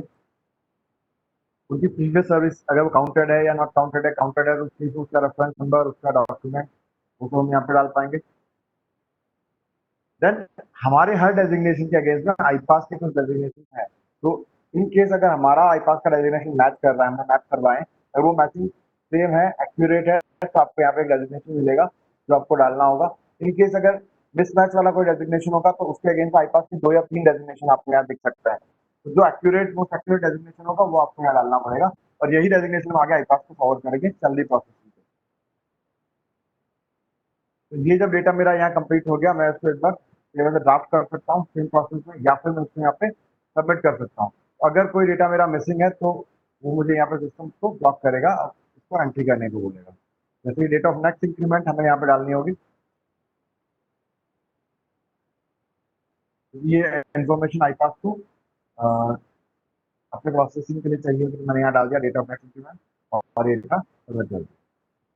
सबमिट करने के लिए अगेन मुझे अपना ट्रांजेक्शन OTP यहाँ पे डालना होगा। तो ट्रांजेक्शन OTP के लिए मैं डिलीट कर ट्रांजेक्शन OTP कॉपी कर रहा हूँ। डिलीट का ट्रांजेक्शन OTP है ये। जैसे मैंने उनका ट्रांजेक्शन OTP डाला, ये डेटा मेरा सबमिट हो गया है। तो कैरियर इवेंट का जहां आप डेटा कैप्चरिंग कर रहे हैं ज्वाइनिंग की, फर्स्ट स्टेज हमारा रिकॉर्डिंग ऑफ ज्वाइनिंग इन्फॉर्मेशन हमारा कंप्लीट होता है। अब सेकंड स्टेज में हम सेम वे वेरिफिकेशन अथॉरिटी और एक्सेप्टिंग अथॉरिटी के पास से ये डेटा प्रोसेस फ्लो कराएं। तो उसके लिए मैंने अपने डीलिंग क्लर्क से लॉग आउट किया और अपने वेरिफिकेशन अथॉरिटी से लॉग इन किया।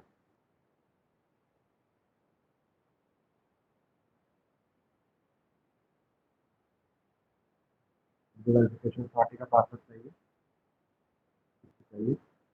वेरिफिकेशन अथॉरिटी के पास जब हम आएंगे तो मेन्यू सेक्शन वही है हमारा, कैरियर इवेंट अपडेट में जाएंगे हम और वेरीफाई न्यू ज्वाइनिंग पे जाएंगे। हम यहाँ गए, जो एम्प्लॉय हमने अभी सबमिट किया था डीलिंग क्लर्क में, उसका नाम और उसका पैन नंबर हमारे पास है, उसको हम सेलेक्ट करते हैं।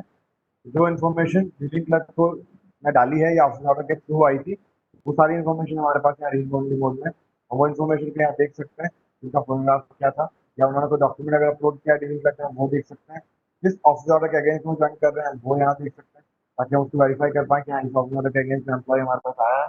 ये सारी इन्फॉर्मेशन हम यहाँ पे जब वेरीफाई कर लेते हैं तो वेरिफिकेशन अथॉरिटी के पास 2 ऑप्शन है, या तो वो इन्फॉर्मेशन गलत होने के केस में रिटर्न कर सकते हैं डीलिंग क्लर्क को, या ये इन्फॉर्मेशन को फॉरवर्ड कर सकते हैं हमारे एक्सेप्टिंग अथॉरिटी को। ये डेटा हमने एक्सेप्टिंग अथॉरिटी को फॉरवर्ड कर लिया है, तो हमारा सेकंड स्टेप इस चीज का कंप्लीट होता है। अब थर्ड स्टेप पे आते हैं। थर्ड स्टेप पे हम आएंगे तो मैंने अपने वेरिफिकेशन अथॉरिटी से लॉग आउट किया और मैं लॉग इन करने जा रहा हूँ हमारे एक्सेप्टिंग अथॉरिटी के।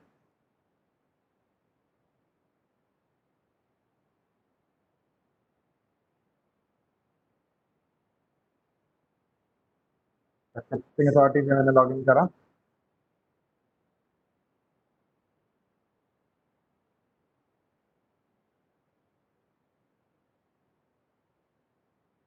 एक्सेप्टिंग अथॉरिटी से लॉगिन होने के बाद जो मेरा मेन्यू सेक्शन है वही लेफ्ट साइड में हम जाएंगे कैरियर इवेंट सेक्शन के अंदर।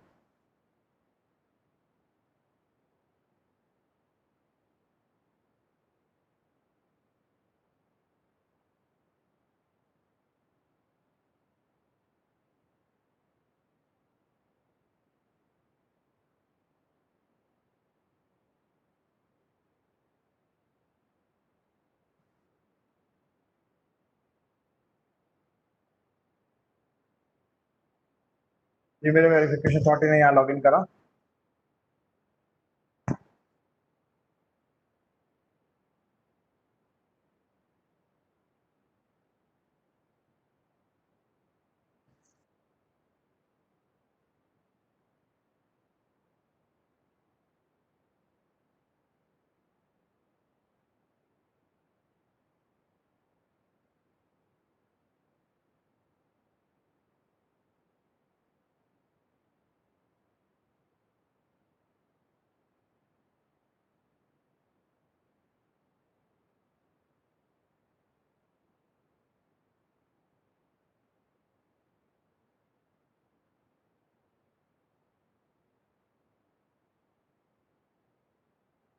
लेफ्ट साइड में हम आएंगे एक्सेप्टेंस अथॉरिटी के पास, कैरियर इवेंट अपडेट मेन्यू के अंदर। यहाँ पे हमारे पास जो एक्सेप्टेंस के सारे मेन्यू राइट होंगे, तो एक्सेप्ट न्यू ज्वाइनिंग पे मैं आता हूँ। एक्सेप्ट न्यू ज्वाइनिंग पे हम आए तो जितने एम्प्लॉइज मेरे पास एक्सेप्टेंस के लिए पेंडिंग होंगे वो मुझे यहाँ लिस्ट आउट हो जाएंगे। मैं तिलक को सिलेक्ट किया जो हमने न्यू ज्वाइनिंग करवा थे। तो यहाँ पे अगर आप नोटिस करेंगे तो हमारे पास वो इन्फॉर्मेशन सारी रीड ओनली मोड में है जो हमने ऑफिस ऑर्डर में डाली थी, या जो इन्फॉर्मेशन हमने बिलिंग क्लर्क से एडिट करवाई थी। अगर आप नोटिस करेंगे यहाँ पे तो हमारे पास एचआरएमएस आईडी और आईपास आईडी दोनों अभी तक हमारे पास यहाँ पर ब्लैंक है, क्योंकि जब तक ये डेटा एक्सेप्ट नहीं होता तब तक उस स्टेज में हमारे पास ना उनका एचआरएमएस आईडी हमारे पास होगा, ना आईपास आईडी हमारे पास। तो अगर मैं जब इसको इस डेटा को एक्सेप्ट करने जा रहा हूँ तो एग्जैक्ट इस पर्टिकुलर टाइम पे बैकग्राउंड में क्या क्या ट्रांजेक्शन होने वाले हैं, तो इस डेटा के एक्सेप्टेंस पे हमारा एम्प्लॉय मास्टर का रिकॉर्ड जनरेट होने वाला है और ये सारा इस एम्प्लॉय के लिए ओपन होने वाला है, ताकि इनका एचआरएस आईडी जब जनरेट हो जाएगा जैसे हम इस डेटा को यहाँ से एक्सेप्ट करेंगे, जैसे एचआरएस आईडी जनरेट होगा उनका एम्प्लॉय मास्टर और ये सारा हमारे लिए एक्सेसिबल हो जाएगा। देन सेम इन्फॉर्मेशन हम पास करेंगे आई पास को और सैलरी जनरेशन। जब ये इन्फॉर्मेशन आई पास को चली जाएगी उस एम्प्लॉय का एक आई पास नंबर, पहले उस इन्फॉर्मेशन को वैलिडेट करेंगे। जब वो इन्फॉर्मेशन उससे वैलिडेट हो गई है वो उसका एक आई पास नंबर जनरेट करके हमको रिटर्न कर देंगे। तो ये डेटा जब हमारे पास रिटर्न आएगा तो उसका आई पास नंबर हमारे पास एम्प्लॉय मास्टर में अवेलेबल होगा। उसके लिए यूजर्स को कुछ नहीं करना होगा, ये सारा प्रोसेस बैकग्राउंड में चलेगा। तो डेटा आई पास को जाना है या एम्प्लॉय मास्टर का रिकॉर्ड जनरेट होना है या वहां से आई पास नंबर पाना है, ये पूरा प्रोसेस बैकग्राउंड के अंदर ऑटोमेटिक चलेगा। मैं इस डेटा को यहाँ एक्सेप्ट कर रहा हूँ। जैसे डेटा मेरा एक्सेप्ट होता है उस एम्प्लॉय का हमारा एम्प्लॉय मास्टर जनरेट हो जाता है। तो ये हमारा 3 स्टेज का प्रोसेस था। फर्स्ट स्टेज हमारा ऑफिस ऑर्डर को जनरेट करने वाला था। सेकंड स्टेज हमारा उनका डीलिंग क्लर्क और वेरिफिकेशन अथॉरिटी द्वारा ज्वाइनिंग की इन्फॉर्मेशन को कैप्चर करने वाला। न्यू ज्वाइनिंग के जो केसेस हैं, फर्स्ट टाइप का ऑफिस ऑर्डर हमारा जो डायरेक्ट रिक्रूट के लिए था। सेकंड ऑर्डर पे जब हम आएंगे तो यही प्रोसेस आपका 2 बार रिपीट होगा। आपका स्टेज 1 में उनका ज्वाइनिंग ऑर्डर निकलेगा जैसा हमने एग्जैक्टली अभी निकाला। सेकंड स्टेज में आएंगे तो उनका जो रेगुलराइज होंगे वो फर्स्ट अपॉइंटमेंट के लिए आएंगे, अपॉइंटमेंट जब होगा उनका तो सेकंड स्टेज का ऑफिस ऑर्डर जनरेट होगा और सेम में उनकी ज्वाइनिंग इन्फॉर्मेशन कैप्चर करी जाएगी। अगर आप सब्स्टिट्यूट के लिए आएंगे तो यही प्रोसेस आपका 3 बार जनरेट होगा। फर्स्ट आप उनको सब्स्टिट्यूट के थ्रू ज्वाइन करवाएंगे, देन उनको टेम्परेरी स्टेटस देंगे, देन उनका रेगुलराइज हो गया। तो सेम ऑफिस ऑर्डर आपके 3 पार्ट में जनरेट हो सकते हैं और तीनों ही केस में उनका ज्वाइनिंग का डेटा कैप्चर किया जाएगा। तो ये हमारा प्रोसेस है न्यू ज्वाइनिंग ऑफिस ऑर्डर का। तो अगर आपको इस वाले पार्ट में कोई कंफ्यूजन है तो क्लैरिफिकेशन आपको चाहिए तो प्लीज आप उसको पूछ सकते हैं उसको।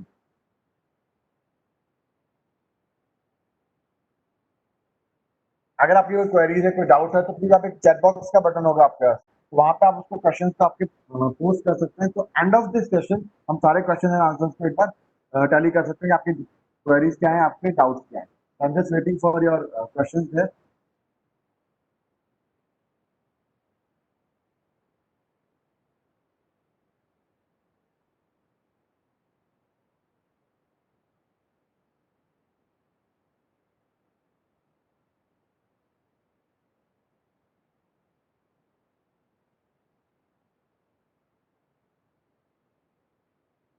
तो आगे बढ़ते हैं हमारे आगे के प्रोसेस के लिए। तो जैसे हमारा न्यू ज्वाइनिंग हमारे पास ज्वाइनिंग कर जाता है तो एक छोटी सी हमने उसकी समरी रिपोर्ट बनाई है, एमआईएस रिपोर्ट। वो आपको ये बताती है कि आपका जो न्यू ज्वाइनिंग है पिछले कुछ टाइम में कितने लोगों ने आपके यहाँ ज्वाइन किया है और उनका करंट स्टेटस डेटा का क्या है। तो यहाँ पे एक है न्यू ज्वाइनिंग रिपोर्ट। जब आप इसको क्लिक करेंगे तो आपके पास ज्वाइनिंग करने वाले एम्प्लॉयज की लिस्ट आपके पास आ जाएगी कि जो आपका ज्वाइन कर चुके हैं उनका HRMS आईडी क्या है, उनका पैन नंबर क्या है, उनका अपॉइंटमेंट डेट क्या था, उनका first name, middle name, last name, birth तिथि, तो ये इन्फॉर्मेशन के साथ आपकी एक MIS रिपोर्ट जनरेट हो जाएगी। तो जैसे इनका डेटा एक्सेप्टेंस स्टेज पे चला जाता है, तो इनका डेटा एक्सेप्ट हो जाता है, तो इनका HRMS आईडी जनरेट करके आपको इस रिपोर्ट में दिखा देते हैं। तो यहाँ पे अगर आप देखेंगे जिनका डेटा एक्सेप्ट नहीं हुआ उनके लिए HRMS आईडी जनरेट नहीं हुआ, वो पार्ट ब्लैंक है, और राइट साइड में उनका एक्सेप्टेंस का डेटा पेंडिंग अथॉरिटी के पास। क्योंकि जैसे ही डेटा एक्सेप्ट होता है उनका HRMS आईडी जनरेट होगा, हम यहाँ से उनका एम्प्लॉय मास्टर ओपन करके देख सकते हैं। मैं एम्प्लॉय मास्टर में जा रहा हूँ, न्यू एम्प्लॉय पेज में क्लिक करूंगा और ये HRMS आईडी डालूंगा। तो जो हमने ऑफिस ऑर्डर जनरेट किया था, कैंडिडेट का डेटा डाला था, वो सारा डेटा हमारे पास यहाँ पे ड्राफ्ट मोड में अवेलेबल होगा। तो जो हमने ऑफिस ऑर्डर जनरेट किया था उसके अंदर हमने जो पैन नंबर डाला है, उनका नाम, फादर्स नेम डाला है, ब्लड ग्रुप डाला है, वो इन्फॉर्मेशन हमारे पास यहाँ अवेलेबल रहेगी। और इनका आईपास नंबर अभी तक जनरेट नहीं हुआ है, तो हम अभी आईपास नंबर की जगह HRMS आईडी को भी यूज कर रहे हैं। एज अ पॉइंट, जब आईपास इस ऑफिस ऑर्डर के रिलेटेड के डिटेल को वैलिडेट कर लेगा और हम आईपास आईडी रिटर्न करेगा, तो यहाँ पर उनका आईपास नंबर दिखना शुरू हो जाएगा। करेक्ट। देन उनकी पर्सनल डिटेल हम देखेंगे। पर्सनल डिटेल के लिए हमने ऑफिस ऑर्डर बनाते हैं उनके आइडेंटिफिकेशन मार्क्स डाले थे, तो आइडेंटिफिकेशन मार्क्स हमारे पास यहाँ रहेंगे। हमने उनका फोटोग्राफ अपलोड किया था, वो फोटोग्राफ हम यहाँ पे देख सकते हैं। हमने उनका सिग्नेचर अपलोड किया था, वो सिग्नेचर हम यहाँ देख सकते हैं। देन करंट डिटेल के अंदर हमने उनकी जर्निंग रिलेटेड डिटेल डाली थी, उनका जोन क्या होगा, स्टेशन क्या होगा और किस सेक्शन में वो काम करेंगे। देन उनकी पे रिलेटेड डिटेल हमने डाली थी, कि डिपार्टमेंट डेजिग्नेशन क्या होगा। मेडिकल सेक्शन में हम आएंगे, तो मेडिकल सेक्शन में हमने medical certificate number, medical classification डाला था, तो वो इन्फॉर्मेशन यहाँ सारी आ जाएगी। तो हमारा वो एम्प्लॉय हमारे पास एम्प्लॉय मास्टर में बाकी की डेटा एंट्री के लिए या बाकी के प्रोसेस के लिए अवेलेबल होगा। ये हमारा फर्स्ट टाइप का ऑफिस ऑर्डर था, न्यू जॉइनिंग ऑफिस ऑर्डर, जो यहाँ खत्म होता है। तो हम सेकंड टाइप के ऑफिस ऑर्डर पे आते हैं, that is transfer posting promotion. ये ऑफिस ऑर्डर जनरेट करने के लिए सेम 3 स्टेज का प्रोसेस है हमारे पास। फर्स्ट स्टेज के अंदर हम उनका प्रमोशन ऑर्डर या ट्रांसफर ऑर्डर इशू करेंगे। ये हो सकता है कि उनका ट्रांसफर ऑर्डर मल्टीपल लेवल्स पे निकलता है, लाइक ऑफिसर का ट्रांसफर ऑर्डर है वो रेलवे बोर्ड से पहले निकले, फिर जोनल हेडक्वार्टर से पहले निकले, फिर डिवीजन हेडक्वार्टर से उनका ट्रांसफर ऑर्डर। तो ट्रांसफर ऑर्डर जनरेट करने का प्रोसेस वो आइटरेटिव है, मल्टीपल ऑफिस ऑर्डर उसमें अलाउड है। प्रमोशन के लिए आपका प्रमोशन ऑर्डर एक बार निकलेगा और प्रमोशन के रिलेटेड डिटेल आप उस ऑफिस ऑर्डर में डालेंगे। जब ये डेटा डीलिंग क्लर्क उसको एंट्री कर देगा, देन सेम 3 स्टेप्स हम फॉरवर्ड करेंगे उस डेटा को। वो डेटा हम वेरीफाई करेंगे वेरिफिकेशन अथॉरिटी से और अप्रूव करवाएंगे एक्सेप्टिंग अथॉरिटी।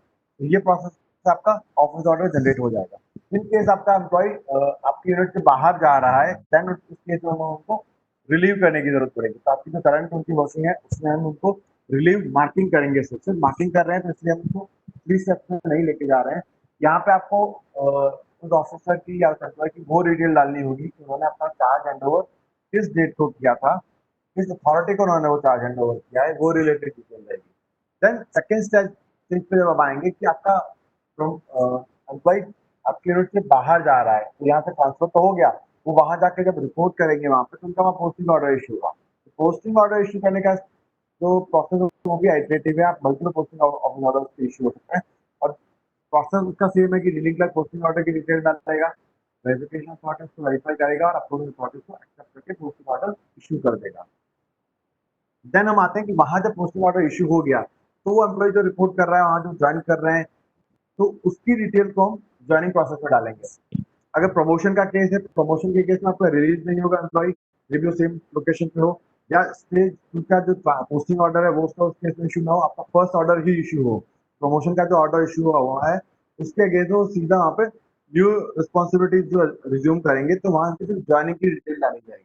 उस केस में आपका रिलीज वाला पार्ट में भी ना हो और स्टेज 2 का जो ऑफिस ऑर्डर है, पोस्टिंग वाला ऑर्डर, मे भी वो ना हो। आपका प्रमोशन के केस में आप ऑफिस ऑर्डर यहाँ जनरेट करके सीधा ज्वाइनिंग की डिटेल डालेंगे। आउटसाइड यूनिट जब ट्रांसफर होता है तो उसका ट्रांसफर ऑर्डर इश्यू होगा फर्स्ट स्टेज में, और वो रिलीव होंगे। सेकंड स्टेज में जहां वो रिपोर्ट कर रहे हैं वहां उनका पोस्टिंग ऑर्डर इश्यू होगा और वो ज्वाइनिंग करेंगे। तो यहाँ 2 पार्ट हो जाएगा। सेम यूनिट के अंदर अगर है तो उनका पोस्टिंग ऑर्डर इश्यू करने की जरूरत नहीं होगा, सीधा सेकंड स्टेज पार्ट को ज्वाइन करता है। ये प्रोसेस भी अगेन उसी 3 प्रोसेस से जाएगा। ज्वाइनिंग इन्फॉर्मेशन रिकॉर्ड करी जाएगी डीलिंग क्लर्क द्वारा, वेरिफिकेशन अथॉरिटी उस डेटा को वेरीफाई करेगा, देन एक्सेप्टिंग अथॉरिटी उसको एक्सेप्ट करेगा। और जैसे ये डेटा हमारा एक्सेप्ट होता है तो हम उनका बैकग्राउंड में क्या करने वाले हैं, एम्प्लॉय मास्टर और ESR में ये ऑफिस ऑर्डर के रिलेटेड डिटेल जो है वो अपडेट करने वाले हैं। और सेम इन्फॉर्मेशन हम आईपास को पास करेंगे ताकि ये प्रमोशन या ट्रांसफर जो एग्जीक्यूट हुआ है वो एग्जीक्यूशन की डिटेल आईपास को मिल जाए, और आईपास हमारे लिए फैमिली रिलेटेड उसकी सैलरी रिलेटेड चेंजेस हैं वो नेक्स्ट सैलरी साइकिल में उसको इनकॉर्पोरेट कर। और इन केस शुरुआत में आईपास इस डेटा को एज अ ट्रायल रखेगा, वो कंपैरिजन के लिए रखेगा कि अभी जो प्रोसेस उनका चल रहा है हमारे प्रोसेस में जो डेटा आ रहा है वो किस हद तक मैच कर रहा है। अगर वो डेटा एक्यूरेट मिलता है तो उसको रियल सैलरी के लिए एक या दो सैलरी साइकिल के बाद से उसको यूज कर सकते हैं। तो इसको हम प्रैक्टिकल करके देखते हैं। प्रोसेस हमारा सेम है। डीलिंग क्लर्क से हम लॉग इन करते हैं। तो डीलिंग क्लर्क के मेरा ऑलरेडी संजय कुमार सिंह से लॉग इन किया हुआ है। तो मैं लेफ्ट साइड में आता हूँ ऑफिस ऑर्डर सेक्शन के अंदर, प्रमोशन और ट्रांसफर ऑफिस ऑर्डर जनरेशन। मैंने प्रमोशन ट्रांसफर ऑर्डर को क्लिक किया। प्रोसेस मेरा सेम है। मैं ऑफिस ऑर्डर का नंबर डालता हूँ।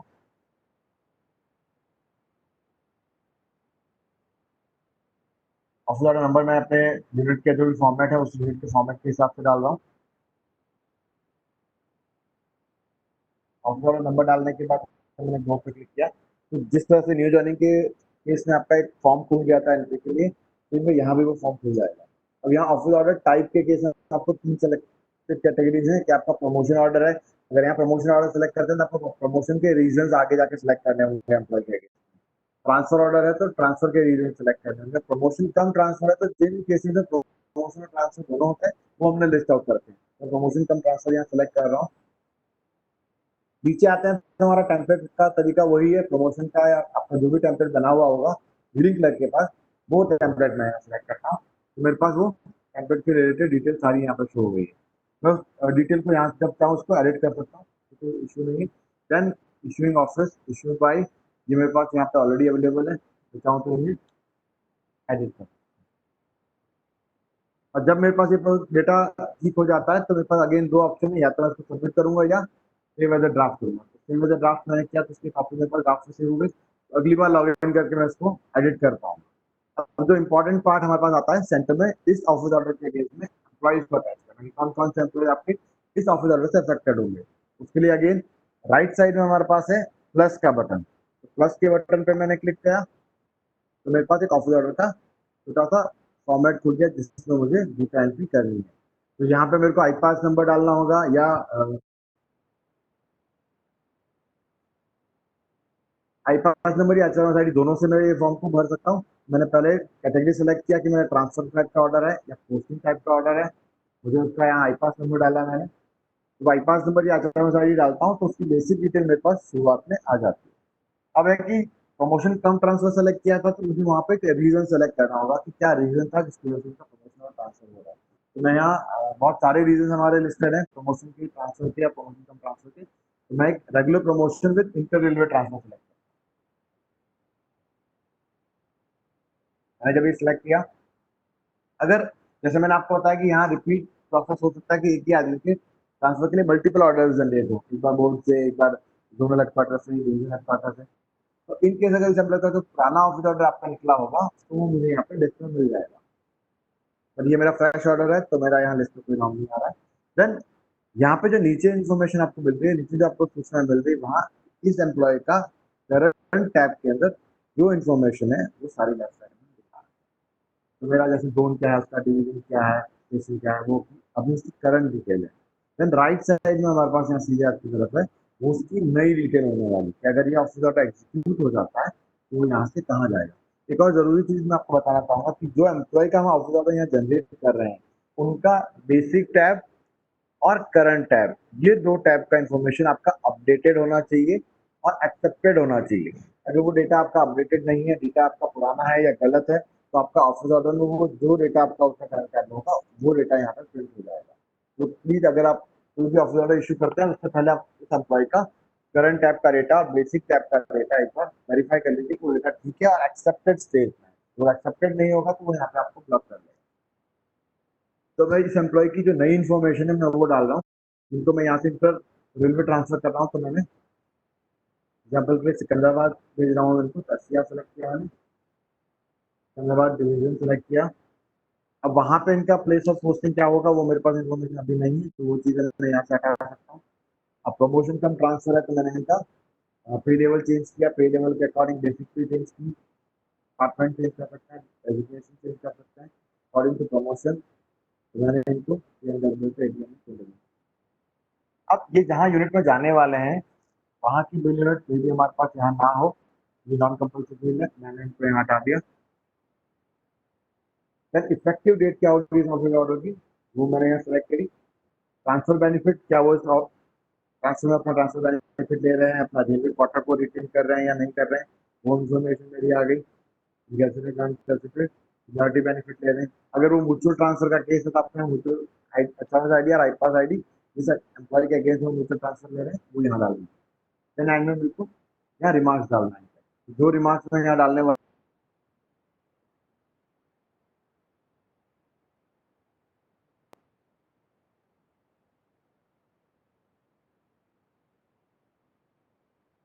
तो यहाँ रिमार्क्स मैंने डाला और सेव पे क्लिक। जब मैंने सेव पे क्लिक किया तो उस एम्प्लॉय की जो इन्फॉर्मेशन मेरे को सामने सेंटर में नजर आ रही है वो है उनका एचआरएमएस आईडी, उनका नाम, उनका रीजन ऑफ ट्रांसफर एंड उनकी एग्जिस्टिंग पर्टिकुलर। इस ट्रांसफर के एग्जीक्यूशन से पहले उनकी क्या डिटेल्स थी, उनका department designation station level select कर सकते हैं एंड रिवाइज पर्टिकुलर क्या थी, उसमें उनका डिपार्टमेंट डेजिग्नेशन की सारी डिटेल रहेगी।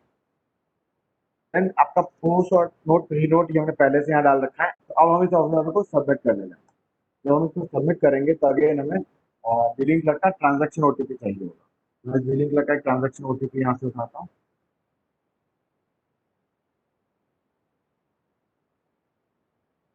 और ये ऑफिस ऑर्डर में सबमिट कर रहा हूँ।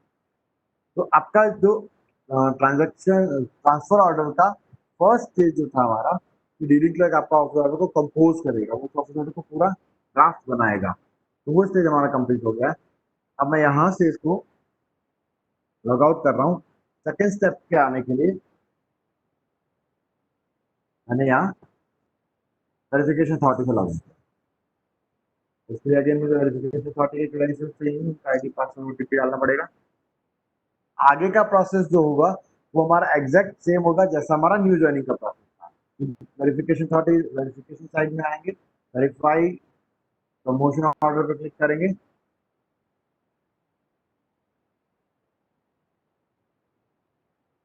आपका जो ऑफिस ऑर्डर पेंडिंग होंगे वो उनको लिस्ट में दिख जाए और उन्होंने गो पे क्लिक किया। तो जितने डिटेल डीलिंग क्लर्क ने ऑफिस ऑर्डर के अगेंस्ट में डाली थी वो सारी डिटेल यहाँ पे वेरिफिकेशन अथॉरिटी को वेरिफिकेशन के लिए अवेलेबल है। तो वो आप एडिट बटन पे क्लिक करते हैं, ब्लू बटन पे, वो सारा उनका करंट डिटेल, सारा उनका न्यू डिटेल जिस फॉर्मेट में उन्होंने डाला था वो उस फॉर्मेट में उनको नजर आ रहा है। अब यहाँ वेरिफिकेशन अथॉरिटी के पास अगेन दो ऑप्शन है, या तो उस डेटा को वेरीफाई कर सकते हैं या उसको रिटर्न कर सकते हैं डीलिंग क्लर्क को। मैं उसको यहाँ वेरीफाई करता हूँ। वेरीफाई करने का हमारा प्रोसेस सेम है, मुझे यहाँ ट्रांजैक्शन ओटीपी डालना हो। ट्रांजैक्शन ओटीपी डालने के साथ ही मेरा डेटा वेरीफाई हो गया है। थर्ड स्टेप पे हम आते हैं। थर्ड स्टेप पे हमारा रोल आता है डीलिंग क्लर्क की वेरिफिकेशन अथॉरिटी और एक्सेप्टिंग अथॉरिटी का। तो मैं एक्सेप्टिंग अथॉरिटी पे आ गया, स्टेप 3। एक्सेप्टिंग अथॉरिटी से मैंने लॉग इन करा और लेफ्ट साइड में हम आएंगे ऑफिस ऑर्डर सेक्शन के अंदर, accept promotion and transfer order. यहाँ पे मेरे पास जितने ऑफिस ऑर्डर पेंडिंग है प्रमोशन ट्रांसफर ऑर्डर के वो मुझे मिल गए। मैंने उनको ऑफिस ऑर्डर को सेलेक्ट किया और गो पे क्लिक किया। तो जैसे वेरिफिकेशन अथॉरिटी को इन्फॉर्मेशन अवेलेबल थी इसी तरीके से एक्सेप्टिंग अथॉरिटी को भी सारी इन्फॉर्मेशन रीड ओनली मोड में अवेलेबल है। तो मैं यहाँ इसको या तो एक्सेप्ट कर सकता हूँ या रिजेक्ट कर सकता हूँ। रिजेक्ट करूंगा तो मुझे ट्रांजैक्शन ओटीपी डालना होगा और ये इन्फॉर्मेशन मेरी बैक टू डीलिंग क्लर्क के पास चली जाएगी मॉडिफिकेशन के लिए। अगर मैं इसको एक्सेप्ट करता हूँ तो मुझे यहाँ accept and view and accept by digital sign पे क्लिक करना है। तो यहाँ मेरा ऑफिस ऑर्डर का जो फॉर्मेट नजर आ रहा है उसके सामने मुझे ट्रांसफर ऑर्डर का नजर आ गया है। इसके आप पार्ट्स की बात करेंगे तो सेम है। आपके पास एक क्यूआर कोड है लेफ्ट साइड में, ऑफिस ऑर्डर का नंबर है, उसकी डेट है, एंड प्री नोट जो आपने सेलेक्ट किया था वो है, पोस्ट नोट जो सेलेक्ट किया था वो है, नीचे इशूइंग अथॉरिटी के सिग्नेचर का सेक्शन है, देन कॉपी टू की लिस्ट है। और सेंटर में मेरे पास जो एम्प्लॉय ट्रांसफर हो रहा है या प्रमोट हो रहा है उसके रिलेटेड डिटेल मेरे पास सेंटर में रहेगी। तो मैं अगर उसको जूम करके देखना चाहूँ तो मैंने एम्प्लॉय का नाम लिखा है, उनका एचआरएमएस आईडी लिखा है, उनका आईपास नंबर लिखा है, देन रीजन ऑफ ट्रांसफर क्या था, रेगुलर प्रमोशन तो इंटर रेलवे ट्रांसफर है वो लिखा है, विद इफेक्ट फ्रॉम डेट लिखी है। देन उनका एग्जिस्टिंग पर्टिकुलर क्या है, इस ट्रांसफर ऑर्डर से पहले उनका जो डिटेल है वो मैंने लिखा है कि जो फ्रॉम डिटेल है उनकी ये आने वाली है, डिपार्टमेंट डेजिग्नेशन, उनका बिल यूनिट, उनका पे रिलेटेड डिटेल। देन उनका न्यू डिटेल क्या होगा, उनका न्यू डिटेल का डिपार्टमेंट डेजिग्नेशन, सस्पेंशन, और बिल यूनिट हमने नहीं डाला था तो वो यहाँ ब्लैंक है, और पे रिलेटेड डिटेल, और राइट साइड में उनका रिमार्क। ये सारा इन्फॉर्मेशन मुझे यहाँ वैलिडेट करना है कि मेरा ऑफिस ऑर्डर का इन्फॉर्मेशन सब कुछ करना है। अगर मुझे अभी भी ये डिटेल अगर ठीक नहीं लगती तो मैं इसको कैंसिल करके रिटर्न टू डीलिंग क्लर्क कर सकता हूँ, ये सारी इन्फॉर्मेशन डीलिंग क्लर्क को रिटर्न कर सकता हूँ। इसको एक्सेप्ट करने के लिए मैं यहाँ डिजिटल साइन पर क्लिक करता हूँ। जैसे मैंने आपको बताया कि इसके लिए आपको डिजिटल सिग्नेचर अटैच करना होगा, उसके क्रेडेंशियल्स डालने होंगे। मैंने यहाँ सेलेक्ट किया कि क्रेडेंशियल्स डाल, मेरा जो ऑफिस ऑर्डर था वो यहाँ सक्सेसफुली साइन हो गया। और रेफरेंस के लिए मुझे ये office order again sine copy जो मुझे यहाँ पे सामने डिस्प्ले के लिए आ गई, तो हम एक बार देख सकता हूँ उसकी साइन कॉपी मेरे पास डिजिटल सिग्नेचर के साथ है। तो मैं इसको रेफरेंस के लिए यहाँ चाहूँ तो सेव कर सकता हूँ, इसको सेव कर लेता हूँ।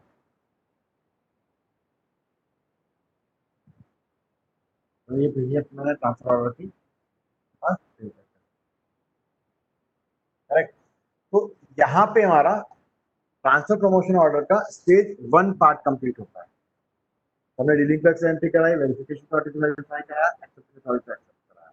तो सेकंड पार्ट जो आता है हमारा कि अगर ये हमारा employ out of the unit जा रहा है, मेरा इंटर रोल में इंटर जोन या inter division kind of transfer है, तो मुझे यहाँ से उसको रिलीज करना होगा।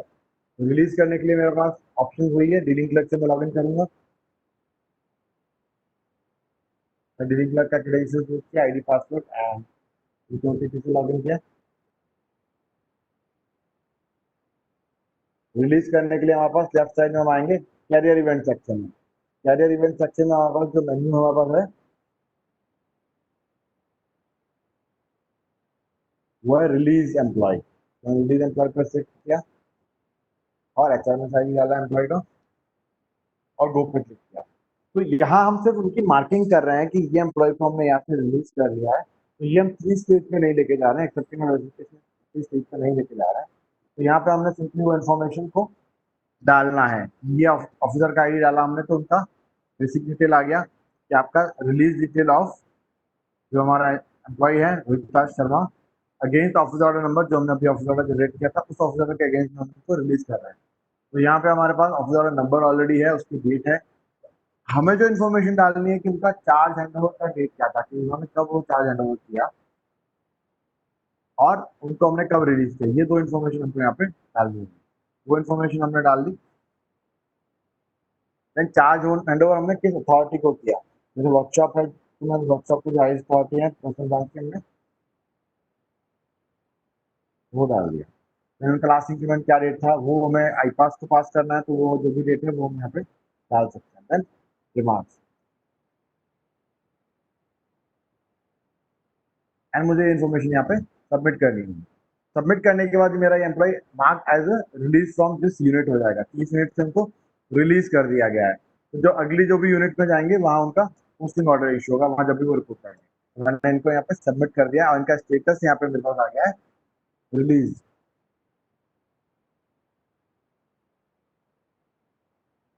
आपका प्रमोशन कम ट्रांसफर का स्टेज 1 हमारा कंप्लीट हुआ। स्टेज 1 का जो सेकंड पार्ट था रिलीविंग ऑफ एम्प्लॉय, ये हमारा हमने कंप्लीट किया और हमने इसके एम्प्लॉय मास्टर में मार्किंग कर ली कि ये एम्प्लॉय हमारा यहाँ से रिलीव हो चुका है। सेकंड स्टेज में आएंगे जहां आपका एम्प्लॉय दूसरे यूनिट में जाएगा। ये एम्प्लॉय हमने सिकंदराबाद ट्रांसफर किया तो ये वहां जाएंगे, वहां जाके जब वो रिपोर्ट करेंगे तो वहां इनका पोस्टिंग ऑर्डर इशू होगा। पोस्टिंग ऑर्डर का प्रोसेस भी सेम हो सकता है कि वहाँ मल्टीपल पोस्टिंग ऑर्डर अलग अलग लेवल पे इशू हो, तो जब आपका लेटेस्ट ऑफिस ऑर्डर होगा उसके अगेंस्ट में वो ज्वाइनिंग करेंगे। तो ये प्रोसेस एक्जैक्टली सेम है जैसा ट्रांसफर ऑर्डर था, बट हमें ट्रांसफर ऑर्डर में जब ऊपर कैटेगरी सेलेक्ट करी थी वहां हमें ट्रांसफर की जगह पोस्टिंग की कैटेगरी सेलेक्ट करनी होगी और ये प्रोसेस सेम रहेगा। तो उसको रिपीट नहीं करना चाह रहा हूँ। हम अगले स्टेप पे चलते हैं जहाँ उनका ज्वाइनिंग प्रोसेस हमें कैप्चर करना है। तो वो जब यहाँ से सिकंदराबाद चले गए, सिकंदराबाद में जहाँ उन्होंने रिपोर्ट किया उनका पोस्टिंग ऑर्डर इशू हो गया, तो उसके अगेंस्ट वो ज्वाइनिंग कर रहे हैं। मैं यहाँ से इसको लॉग आउट कर रहा हूँ और सिकंदराबाद का जो डीलिंग क्लर्क है मेरा, मैं उनसे लॉग इन कर रहा हूँ। तो सिकंदराबाद का मेरे डीलिंग क्लर्क है ए लक्ष्मैया, मैं उनसे लॉग इन करता हूँ।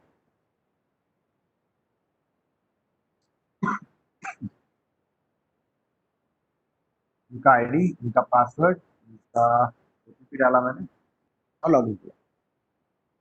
अब अगेन ये कैरियर इवेंट का ट्रिगर है, वहां जाके एम्प्लॉय ज्वाइन कर रहा है तो कैरियर इवेंट में हम आएंगे, प्रमोशन ट्रांसफर वाला सेक्शन में हम जाएंगे। प्रमोशन ट्रांसफर को मैंने ओपन किया और यहाँ पे जो भी एम्प्लॉय उनके यहाँ रिपोर्ट कर चुका है, जिनका पोस्टिंग ऑर्डर इश्यू हो चुका है, उनका मुझे एचआरएस आईडी डालना होगा। तो मैंने एचआरएस आईडी उठाया और यहाँ डाल दिया। तो जो हमने कल एक एम्प्लॉय को वहां से जो ट्रांसफर किया था, उनका पोस्टिंग ऑर्डर हमने इशू किया था, वो इन्फॉर्मेशन मेरे पास यहाँ सामने है। कुछ एम्प्लॉय की बेसिक डिटेल आ चुकी है, स्टेटस है उनका रिलीज, तो जैसे कि मैंने पिछले स्टेज पे किया कि एम्प्लॉय को रिलीज किया। तो joining details of mister Dilip Kumar against this office order number. तो same way office order type क्या था, इनका प्रमोशन ट्रांसफर दोनों हुआ है। रीजन क्या था, रेगुलर प्रमोशन हुआ विद इंटरवेल ट्रांसफर। और लेफ्ट साइड में हमारे पास जो इन्फॉर्मेशन है उनकी करंट डिटेल है कि अभी जो उनकी वर्किंग डिटेल है उनके करंट टैब में, वो मेरे पास यहाँ से आ रही है, जो ऑफिस ऑर्डर का पार्ट थी। देन न्यू डिटेल में कि वो कहाँ जा रहे हैं, कहाँ ज्वाइन कर रहे हैं, वो सारी इन्फॉर्मेशन मेरे पास यहाँ पे आएगी। तो इसमें मैं उनका एग्जैक्ट पोस्टिंग स्टेशन मे भी आपके पास ऑफिस ऑर्डर के वक्त में ना हो, तो आप उनको यहाँ पे चेंज कर सकते हैं। देन ऑफिस सेक्शन वाला पार्ट आप यहाँ चेंज कर सकते हैं। उनका बिल यूनिट यहाँ पे आप चेंज कर सकते हैं कि आपका जब ज्वाइनिंग के लिए आ रहे हैं तो एग्जैक्ट वो कौन से बिल यूनिट का पार्ट होंगे, वो यहाँ पे आप डाल पाएंगे। आपको ये थोड़ा सा उसमें ध्यान रखना होगा कि बिल यूनिट आप सही डालें। अगर आप गलत बिल यूनिट डालेंगे तो एम्प्लॉय आपको हो सकता है उस बिल यूनिट के अकॉर्डिंग ट्रांसफर हो जाए। देन उनका नेक्स्ट इंक्रीमेंट डेट क्या होने वाला है, वो हम यहाँ डालेंगे। ये डिटेल हमको आईपास को आगे भेजनी होगी सैलरी पर्पज के लिए। देन उन्होंने चार्ज को कब टेक ओवर किया, वो डिटेल मुझे डालनी है। Effective from date, date of fixation क्या था, प्रमोशन का ट्रांसफर हो रहा था तो डेट ऑफ फिक्सेशन क्या होगा, आइदर प्रमोशन डेट और डेट ऑफ नेक्स्ट इंक्रीमेंट, वो मैंने यहाँ डाला। एक्चुअली यह क्लासिफिकेशन क्या था, वो मुझे यहाँ डालना है। एंड ऑफिस ऑर्डर की कॉपी मेरे पास यहाँ ऑलरेडी अपलोड है, जिसके अगेंस्ट मेरे एम्प्लॉय को पोस्टिंग मिली थी। वो ऑफिस ऑर्डर मैं यहाँ से रिव्यू कर सकता हूँ। ये ऑफिस ऑर्डर के अगेंस्ट में ये एम्प्लॉय था। देन अगेन वो आईपास डेजिग्नेशन की, हमारा जो डेजिग्नेशन यहाँ पे है उसके अगेंस्ट में आईपास का कौन सा डेजिग्नेशन मैच हो रहा है, वो एक डेजिग्नेशन है, वो हमने यहाँ पे आपको दिखाया, आपको बस सेलेक्ट करना है। देन डेट ऑफ रिपोर्टिंग कि आपके यहाँ एम्प्लॉय ने कब रिपोर्ट किया और किस अथॉरिटी को उन्होंने रिपोर्ट किया, ये डिटेल मैंने डाल दी। देन एम्प्लॉय की जो रिलीज डिटेल थी वो हमारे पास पेंडिंग पिछले स्टेज की थी, वो हमारे पास यहाँ रेफरेंस के लिए रहेगी, तो हम उसको देख सकते हैं। देन अगेन हमारे पास ये डेटा कंप्लीट हो जाता है, दो ऑप्शन है, अगर हम इस डेटा को सीधे से ड्राफ्ट कर सकते हैं या हम इसको सबमिट कर सकते हैं। तो सबमिट करने के लिए मुझे लक्ष्मीया जी का ट्रांजेक्शन ओटीपी चाहिए होगा, सबमिट कर दिया। देन अगेन फर्स्ट स्टेप हमारा यहाँ कंप्लीट हुआ, हमने उनकी ज्वाइनिंग इन्फॉर्मेशन को रिकॉर्ड कर लिया है।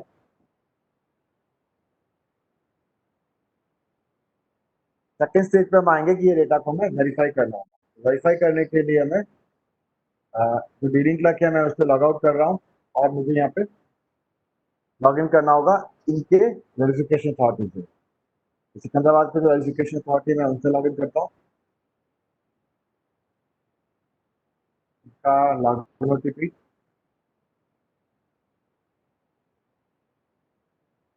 अब हम लेफ्ट साइड में आएंगे वेरिफिकेशन के लिए। कैरियर इवेंट सेक्शन के अंदर verify promotion and transfer detail में हम गए। लिस्ट में मुझे वो एम्प्लॉय जो मेरे पास पेंडिंग है एक्सेप्टेंस के लिए, वो मेरे पास वेरिफिकेशन के लिए, वो मेरे पास लिस्ट में है। मैंने उस वेरिफिकेशन को सेलेक्ट किया और गो पे क्लिक किया। जैसे मैं गो पे क्लिक करता हूँ तो सेम वे जैसे डीलिंग क्लर्क को इन्फॉर्मेशन दिख रही थी, वैसे इन्फॉर्मेशन सारी मुझे वेरिफिकेशन अथॉरिटी को नजर आएगी। वेरिफिकेशन अथॉरिटी के पास दो ऑप्शन है, या तो वेरीफाई कर पाएंगे या उसको रिटर्न कर पाएंगे। तो मैं ये इन्फॉर्मेशन को यहाँ वेरीफाई करता हूँ और वेरिफिकेशन करने के लिए मुझे बाला सुब्रमण्यम जी जो मेरे VA हैं उनका ट्रांजेक्शन ओटीपी चाहिए होगा और मैं इसको यहाँ वेरीफाई करता हूँ। थर्ड स्टेज पे हम आते हैं। थर्ड स्टेप के अंदर हमारा है कि यही इन्फॉर्मेशन हमें एक्सेप्टिंग अथॉरिटी के थ्रू एक्सेप्ट करवानी है। ये मैंने एक्सेप्टिंग अथॉरिटी का आईडी डाला, इनका लॉगिन पासवर्ड डाला और लॉगिन ओटीपी डाला।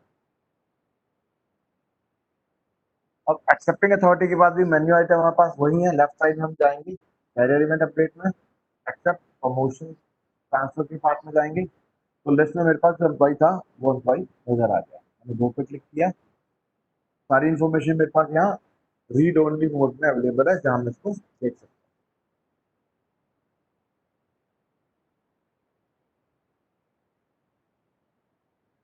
अगेन ये डेटा अगर मेरे पास ठीक मिलता है, मुझे मुझे इसमें कोई चेंजेस की रिक्वायरमेंट नहीं है, तो मैं इस डिटेल को यहाँ एक्सेप्ट करता हूँ।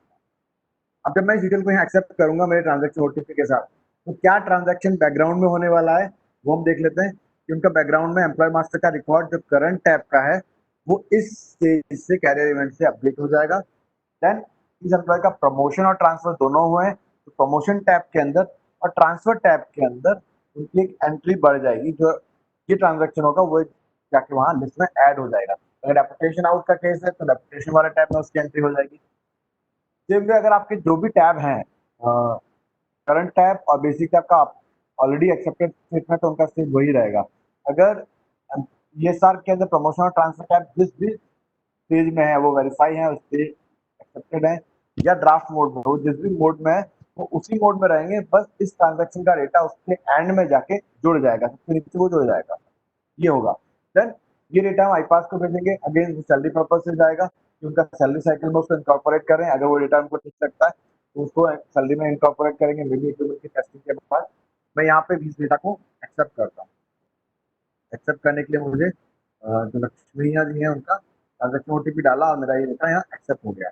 अब एक नजर मारते हैं हम उनकी सर्विस रिकॉर्ड के ऊपर। उनका सर्विस रिकॉर्ड हम यहाँ से खोलते हैं, व्यू ईएसआर, उनका आईडी डाला और उनका रिकॉर्ड ओपन किया। तो अब इनका मैं तो एम्प्लॉयमेंट डिटेल में मैं जाऊंगा तो इनका जोन सिकंदराबाद हो गया, यूनिट इनका सिकंदराबाद हो गया, स्टेशन पेज इनका सिकंदराबाद हो गया, और इनका बेसिक पे जो प्रमोशन हुआ था उसके अकॉर्डिंग बदल गया, करंट पे लेवल 7 से 8 हो गया है। अब मैं नीचे आऊंगा प्रमोशन ट्रांसफर टैब के पास, प्रमोशन टैब में आऊंगा तो प्रमोशन टैब में मेरा जो अभी का ट्रांजैक्शन था, जो आज की डेट का है हमारा, वो डेट की एंट्री यहाँ पे आ गई है, और इनका मैं डेट ऑफ फिक्सेशन वगैरह जो डिटेल डाली थी वो मेरे पास आ चुकी है। ट्रांसफर टैब में आऊँगा, सॉरी ट्रांसफर टैब में आऊंगा, ट्रांसफर टैब में जैसे मेरा रीजन ऑफ ट्रांसफर क्या था कि प्रमोशन के अगेंस्ट में उसका ट्रांसफर हुआ है, इंटर रेलवे ट्रांसफर हुआ है। अब ट्रांसफर फ्रॉम डिटेल में जो जोतू वर्कशॉप में थे, कौन से ऑफिस में थे, देन डिपार्टमेंट डेजिग्नेशन क्या था, और ट्रांसफर टू की डिटेल में कि वो कहाँ ट्रांसफर हुए, सिकंदराबाद डिवीजन में ट्रांसफर हुए हैं, वहाँ पे कौन से ऑफिस के अंदर ट्रांसफर हुए हैं। देन उनका डिपार्टमेंट डेजिग्नेशन क्या था, वो सीनियर सेक्शन इंजीनियर से प्रमोट होकर वो कॉमन कैडर में आ गए, पीडीएमई में हो गए। देन चार्ज उन्होंने कब टेक ओवर किया, जो हमने अभी कैरियर इवेंट में डाला, वो डेट यहाँ पे आ गई। और ऑफिस ऑर्डर नंबर क्या था जिसके अगेंस्ट में उनका ये पार्ट ऐड हुआ है। ये सारी डिटेल हमारे पास, जो भी स्टेटस उस टैब का है वेरीफाइड, जैसे हमें यहाँ देखना तो वेरीफाइड स्टेटस में डेटा अपेंड हो गया, वो सबसे नीचे जाके वो जुड़ गया है। आपके पास ऑप्शन है कि आप कभी भी इस डेटा को एडिट कर पाएंगे, जैसे कुछ इन्फॉर्मेशन अगर मिसिंग है, प्रीवियस लोकेशन पर उन्होंने जब चार्ज विंडो में किया था वो इन्फॉर्मेशन आपको नहीं, तो वो हम यहाँ पे कभी भी ट्रांसफर ऑर्डर के अगेंस्ट में डाल पाएंगे। ये सारा इन्फॉर्मेशन हमारा सबमिट हो गया। तो सेकेंड टाइप का ऑफिस ऑर्डर था हमारा, वो हमारे यहाँ कंप्लीट होता है। हमने एक प्रमोशन ट्रांसफर का केस किया, जहाँ मैं उसका ट्रांसफर ऑर्डर इशू किया, एम्प्लॉय को रिलीव करवाया, देन उसका पोस्टिंग ऑर्डर इशू होता है इन जनरल, देन उनकी ज्वाइनिंग की इन्फॉर्मेशन होती है। ऐसे ही ज्वाइनिंग की इन्फॉर्मेशन हमारी एक्सेप्ट हुई, हमने उनका एम्प्लॉय मास्टर अपडेट किया, ईएसआर के टैब में उनका रिकॉर्ड अपडेट किया, आईपास को सैलरी के लिए डेटा ट्रांसफर कर दिया। हाँ, आईपास सबको आईपास को इस इन्फॉर्मेशन को वैलिडेट करके वो यूज कर पाएगा। ये हमारा प्रोसेस यहाँ प्रमोशन ट्रांसफर का कंप्लीट होता है। इससे पहले कि हम आगे बढ़े एग्जिट वाले ऑफिस ऑर्डर के लिए, I take a break of 8 to 10 second. आप एक बार आपकी कोई क्वेरीज है, आपके कोई डाउट्स है, कोई क्वेश्चंस हैं, तो प्लीज आपका एक चैट बॉक्स का ऑप्शन होगा, उस चैट में जाके उसको पोस्ट कीजिए, या एक क्वेश्चन आंसर का एक बटन है, क्वेश्चन एंड आंसर में जाके अपने क्वेश्चन को पोस्ट कीजिए, ताकि इस डेमो के बाद हम आपके क्वेश्चंस को ले पाएंगे।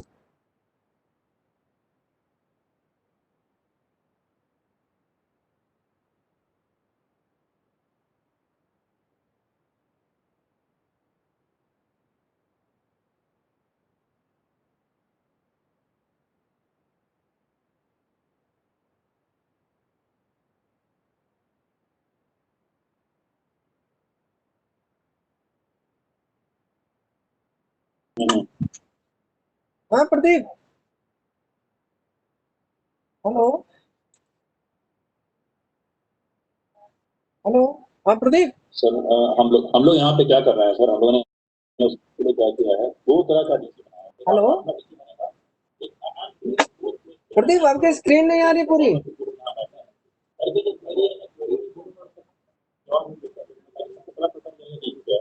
हेलो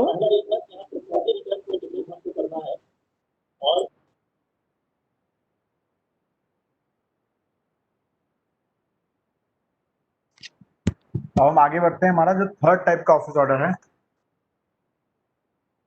अगला जो टाइप का ऑफिस ऑर्डर है वो है हमारा पास एग्जिट और सुपरएनुएशन वाला। कि आपका रेलवे सिस्टम से जब एम्प्लॉय कोई एग्जिट होता है किसी भी रीजन से, तो वो एक टाइप का ऑफिस ऑर्डर हमारा निकालेंगे। तो उसका प्रोसेस भी सेम रहेगा। डीलिंग तक उसकी ड्राफ्ट एंट्री करेगा, वेरिफिकेशन को वेरीफाई करेगा, एक्सेप्ट की प्रोसेस को एक्सेप्ट करेगा और डिजिटली साइन करेगा। फेज 2 में उसकी डिलीवरी की इन्फॉर्मेशन डालेंगे।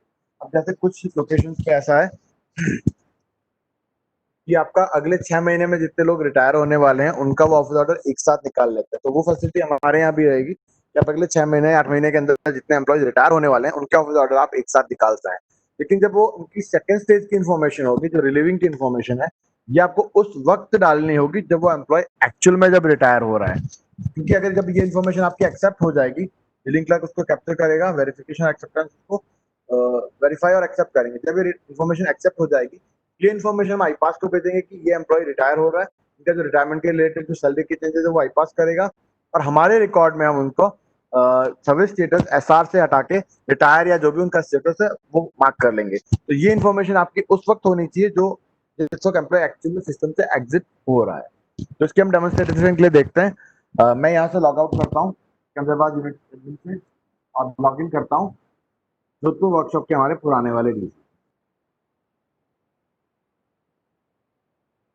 मैंने पुराने जोधपुर वर्कशॉप के जो मेरे डीसी थे मैंने उनसे लॉग इन किया, उनका आईडी पासवर्ड और ओटीपी।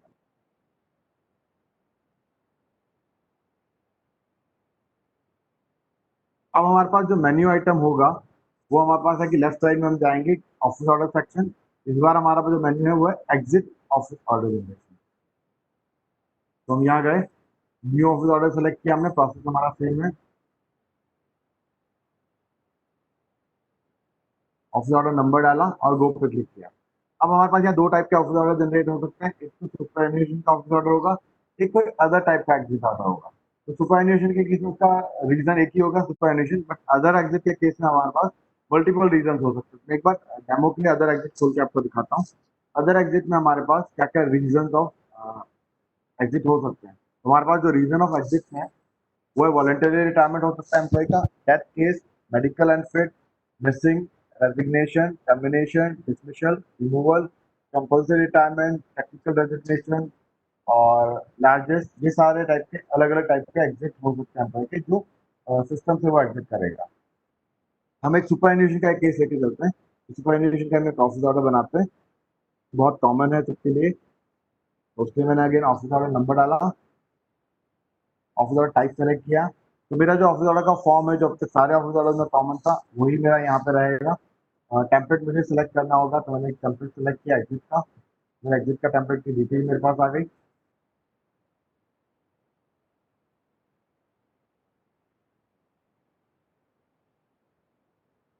और नीचे मेरे पास यहाँ पे दो ऑप्शन हैं, या तो मैं इसको सेव एज अ ड्राफ्ट कर सकता हूँ या मैं इसको सबमिट कर सकता हूँ। मैंने यहाँ इसको सेव एज अ ड्राफ्ट किया। अब इस ऑफिस ऑर्डर में मुझे एम्प्लॉयज ऐड करना है, तो मैंने उसके लिए प्लस पे क्लिक किया और यहाँ मुझे उसका एचआरएमएस आईडी डालना है जिसे मैं इस ऑफिस ऑर्डर से अटैच करना है।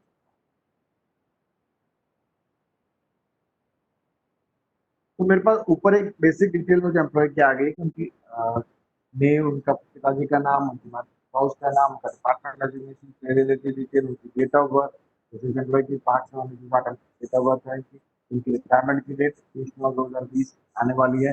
देन इनका सब टाइप, यहाँ पे जो सुपरएनुएशन है तो उसका रीजन एक ही है हमारे पास, वो है सुपरएनुएशन का रिटायरमेंट। देन इफेक्टिव डेट में हम आते हैं, तो जो उनकी एक्चुअल रिटायरमेंट डेट है, सुपरएनुएशन का केस है तो हम डिफॉल्ट उनकी जो रिटायरमेंट डेट है वही हमारी इस ऑफिस ऑर्डर की इफेक्टिव डेट है। देन रेलवे क्वार्टर की रिटायरमेंट के बाद अपने रेलवे क्वार्टर को रिटेन कर रहे हैं या नहीं कर रहे हैं वो हमें डालना है। इनके अगेंस्ट में कोई डीए केस तो पेंडिंग नहीं है वो हमें डालना है। अगर डेथ का केस होगा तो उसके केस में डेथ की इन्फॉर्मेशन और ये सब हमें डालना होगा, और सारी इन्फॉर्मेशन डालने के बाद हमें एनिमल का रिमार्क्स डालना है। तो ये इन्फॉर्मेशन बहुत ज़्यादा है नहीं यहाँ डालने के लिए। ये इन्फॉर्मेशन डालने के बाद जब मैं सेव पे क्लिक करता हूँ तो सेम ऑफिस ऑर्डर की बाकी फॉर्मेट की तरह सेंटर में मेरे पास इस एम्प्लॉय की इन्फॉर्मेशन आ जाती है। उनका एसएमएस आईडी है, आईपास नंबर है, नाम है, डिपार्टमेंट, डेजिग्नेशन, पे लेवल, पे रिलेटेड डिटेल। और अगर मुझे ऑफिस ऑर्डर में कोई नए एम्प्लॉय और ऐड करने हैं तो मेरे पास प्लस का बटन है, प्लस का बटन क्लिक करके मैं और एम्प्लॉय ऐड कर सकता हूँ। माइनस का बटन है, मैं माइनस का बटन क्लिक करके मैं उनके एम्प्लॉय को यहाँ से डिलीट कर सकता हूँ। और एडिट करने के लिए मेरे पास एडिट का बटन रहेगा। सेम वे अब मेरा ऑफिस ऑर्डर का कंपोज पूरा हो गया, मैंने एंट्री पूरी कर ली है, तो मेरे पास जो ऑप्शन है वो है सबमिट का। सबमिट करने के लिए मेरे पास अगेन मुझे इस रीडिंग क्लर्क का ट्रांजैक्शन ओटीपी डालना होगा। मैं इनका ट्रांजैक्शन ओटीपी डालता हूँ और यहाँ तो ये मेरा ऑफिस ऑर्डर सबमिट हो गया है वेरिफिकेशन अथॉरिटी के पास। अब मैं सेकंड स्टेप पे आने के लिए मेरी वेरिफिकेशन अथॉरिटी की आईडी से लॉगिन करना हूँ। मैंने वेरिफिकेशन अथॉरिटी से लॉगिन किया, लॉगिन ओटीपी डाला। लेफ्ट साइड में हम आएंगे, my office order, verify, exit case, और जो एग्जिट का मैंने एक ऑफिस ऑर्डर बनाया था वो मेरे पास यहाँ पे अवेलेबल है। मैं उसको क्लिक करता हूँ और गो पे क्लिक करता हूँ। तो जो इन्फॉर्मेशन मेरे वेरिफिकेशन अथॉरिटी को दिखनी चाहिए वो सारी इन्फॉर्मेशन मेरे सामने है। सारी इन्फॉर्मेशन मैं यहाँ रीड कर सकता हूँ, वेरीफाई कर सकता हूँ। अगर वो इन्फॉर्मेशन मुझे ठीक नहीं लगती है तो मैं इस इन्फॉर्मेशन को रिटर्न कर सकता हूँ डीलिंग क्लर्क को रिजेक्ट बटन के थ्रू, या वेरीफाई कर सकता हूँ वेरिफिकेशन बटन के थ्रू। इसके लिए मुझे अगेन उसका ट्रांजैक्शन ओटीपी डालना होगा। मैंने उसका ट्रांजैक्शन ओटीपी डाला और ये मेरा इन्फॉर्मेशन थर्ड लेवल पे के लिए सबमिट हो चुका है। देन अब मैं थर्ड स्टेज पे जा रहा हूँ। थर्ड स्टेज के लिए मेरे पास है एक्सेप्टिंग अथॉरिटी। एक्सेप्टिंग अथॉरिटी में मुझे लॉगिन करना है। मैं इस यूनिट के जो एक्सेप्टिंग अथॉरिटी है मैं उनसे लॉगिन करा, उनका लॉगिन ओटीपी डाला।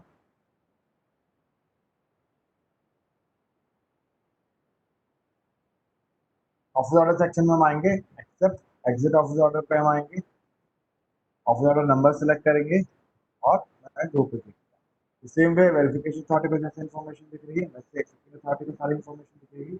और यहाँ पे उनके पास दो ऑप्शन होंगे, या तो इस इन्फॉर्मेशन को रिजेक्ट करेंगे या इसको एक्सेप्ट करके डिजिटल साइन कर लेंगे। तो ऑफिस ऑर्डर का जो फॉर्मेट है मेरे सामने बाकी ऑफिस ऑर्डर की तरह ही है, वो मुझे यहाँ नजर आ रहा है। मैं यहाँ साइन डिजिटल पर क्लिक करता हूँ और yes पे click करता हूँ। मुझे अपने डिजिटल सर्टिफिकेट की जो इन्फॉर्मेशन है वो यहाँ मुझे डालनी है, पासवर्ड मुझे डालना है और साइन डिजिटल पे click करना है। मेरी जो पीडीएफ है वो यहाँ पे सक्सेसफुली साइन हो गई। तो वेरिफिकेशन के लिए मेरे पास ये इन्फॉर्मेशन आ गई। मैं ऑफिस ऑर्डर को वेरीफाई कर लेता हूँ कि जो साइन हुआ है उसकी क्या क्या इन्फॉर्मेशन मेरे पास थी। तो प्री नोट और पोस्ट नोट आपका नॉर्मल केस में जैसा होता है वैसा था। सेंटर में उस एम्प्लॉय का नाम, पास नंबर, उनका एचआरएस आईडी, उनका डिपार्टमेंट डेजिग्नेशन, उनका बिल रेट, उनकी बेसिक पे रिलेटेड डिटेल, उनका डेट ऑफ बर्थ, उनका डेट ऑफ अपॉइंटमेंट पेंशनेबल है या नहीं, उनका रीजन ऑफ एग्जिट, और जो एक्चुअल में रिटायरमेंट वो यहाँ आती है। ये इन्फॉर्मेशन आने के बाद मेरा ये ऑफिस ऑर्डर यहाँ पे डिजिटल साइन हो चुका है। मैं उसको रेफरेंस के लिए अपने पास फिल कर लेता हूँ। तो यहाँ आके हमारा जो एग्जिट ऑफिस ऑर्डर था, एग्जिट ऑफिस ऑर्डर का फर्स्ट स्टेज कंप्लीट होता है। अब सेकंड स्टेज पे जाने के लिए हमारे पास उसकी रिलीविंग इन्फॉर्मेशन को कैप्चर करना है। तो अगेन स्टेप वही है, 3 स्टेप हमारे पास, डिजिटल उसकी एंट्री करेगा,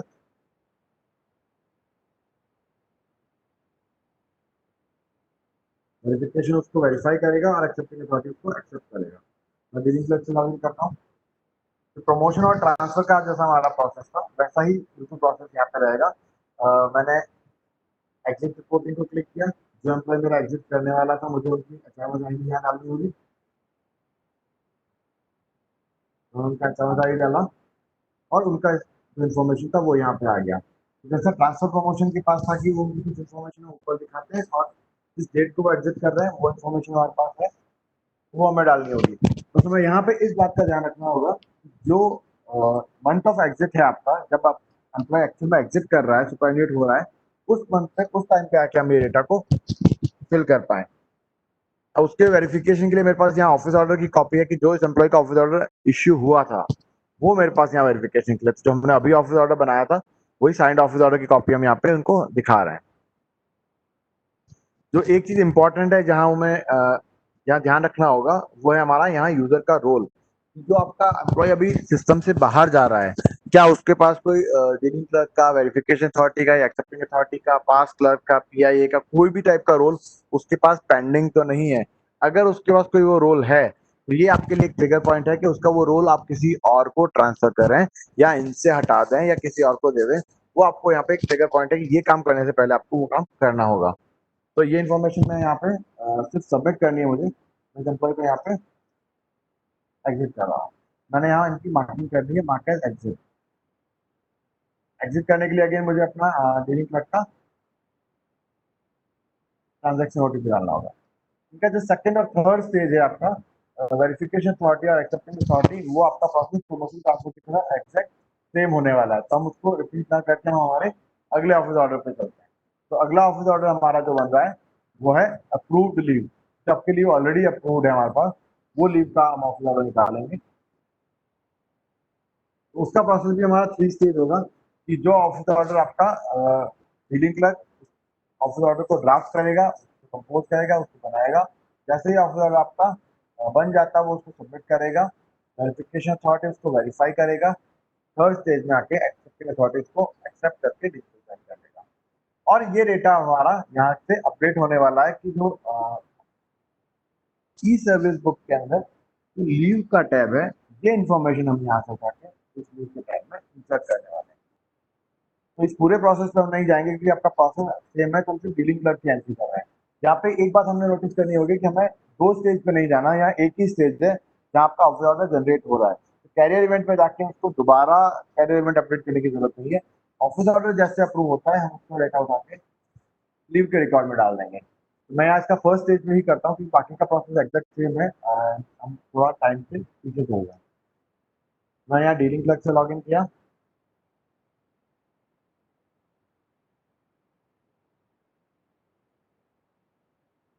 लॉग इन ओटीपी डाला।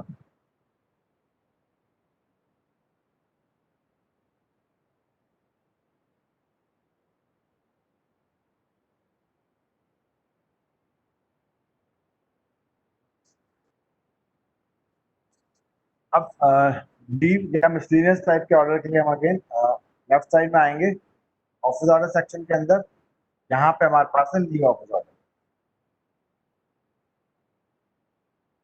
मैंने लीव ऑफिस ऑर्डर पर क्लिक किया। प्रोसेस हमारा सेम रहेगा कि हमें ऑफिस ऑर्डर का नंबर डालना है, वो पे क्लिक करना है। ये बाकी ऑफिस ऑर्डर से थोड़ा सा सिंपल है कि आपको इसमें बहुत ज्यादा डिटेल नहीं डालनी है। प्री नोट, पोस्ट नोट अगर आपने कोई बनाया होगा, तो वो आपको यहाँ पे सेलेक्ट करना है। तो कोई भी आप प्री नोट तो बना हुआ पहले से, उसको सेलेक्ट कर लेता हूँ।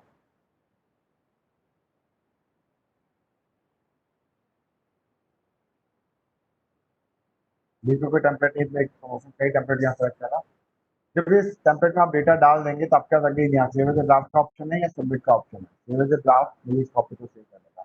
अगेन इंपॉर्टेंट पार्ट कि अगर मुझे इसमें एम्प्लॉय ऐड करना है, तो मैं प्लस पे क्लिक करूंगा, तो यहीं पे मुझसे उसकी एचएमएस आईडी पूछी जाएगी।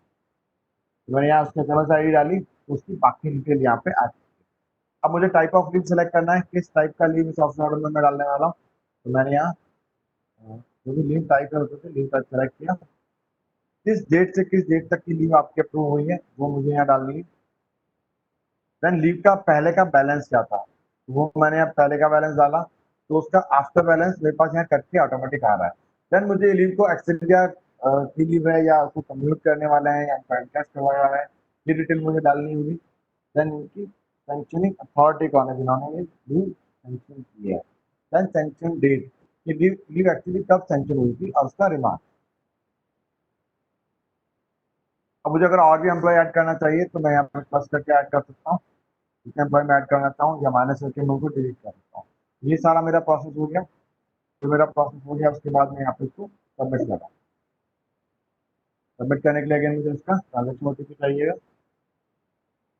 रहिए सबमिट हो गया। आगे का प्रोसेस जो है इनका वो एग्जैक्ट सेम है, वही डेटा अब ये वेरीफाई अथॉरिटी आपका वेरीफाई करेगा, एक्सेप्टिंग अथॉरिटी उसको एक्सेप्ट करेगा और ये डेटा जाके ये सारा न्यू टाइप के अंदर अपडेट हो जाएगा। मैं इससे आगे चलता हूँ, मिसलिनियस टाइप का ऑफिस ऑर्डर। मिसलिनियस टाइप के ऑफिस ऑर्डर की फंक्शनलिटी इसलिए दी गई है कि ऑफिसर से कुछ ऑफिस ऑर्डर्स होते हैं जो हम एचएमएस सिस्टम से अभी नहीं निकाल रहे हैं। ये ऑर्डर कहीं भी से भी निकल सकता है, किसी भी टाइप के हो सकते हैं, बट वो ऑफिस ऑर्डर उनके लिए एसेंशियल है उनके सर्विस रिकॉर्ड में ऐड होने के लिए।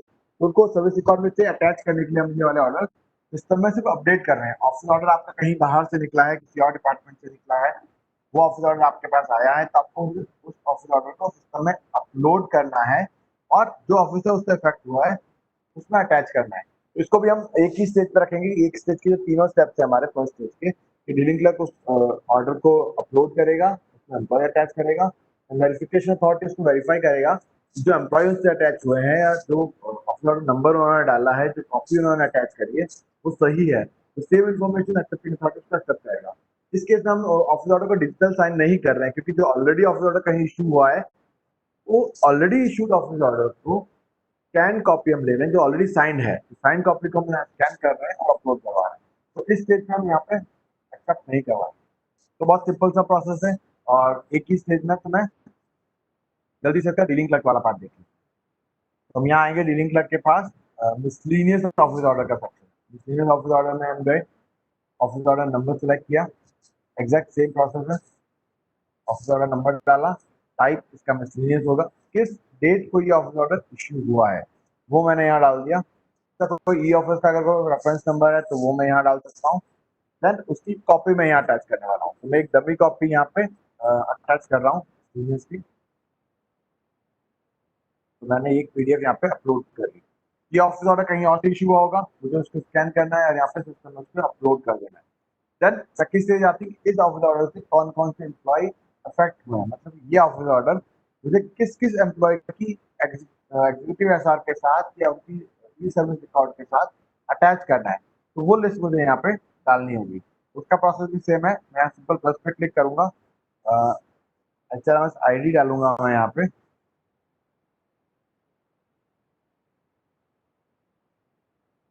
और वो मेरा एम्प्लॉय यहाँ पे लिस्ट आउट हो जाएगा कि ये एम्प्लॉय हमारा इस ऑफिस ऑर्डर के साथ अटैच हो रहा है। अगेन यहाँ डीलिंग क्लर्क के पास अगेन दो ऑप्शन है, या तो वो इसको सेव एज अ ड्राफ्ट कर पाएगा या इसको सबमिट कर पाएगा। सबमिट करने के बाद वो ऑफिस ऑर्डर को एडिट नहीं कर पाएगा, वो अगले स्टेज में वेरिफिकेशन अथॉरिटी के पास चला जाएगा। मैं यहाँ पे एम्प्लॉय आईडी डाल रहा हूँ, तो एम्प्लॉय आईडी डाला मैंने इनका कुछ का, तो एम्प्लॉय आईडी आ गया, उनकी डिटेल आ गई है, उनका रिमार्क्स मैं यहाँ ऐड कर सकता हूँ। और मुझे अगर और एम्प्लॉयज को यहाँ ऐड करने हैं तो मैं यहाँ पे और एम्प्लॉय आईडी जो प्लस प्लस क्लिक करने के बाद उन एम्प्लॉयज को ऐड कर सकूंगा। अगर कोई एम्प्लॉय डिलीट करना है तो मैं यहाँ पे माइनस कर सकता हूँ। अगेन दो ऑप्शन है, या तो उसको सेव एज अ ड्राफ्ट करूंगा, इसकी ड्राफ्ट कॉपी सेव हो जाएगी, और अगर मैं सबमिट करूंगा तो सबमिट हो जाएगा।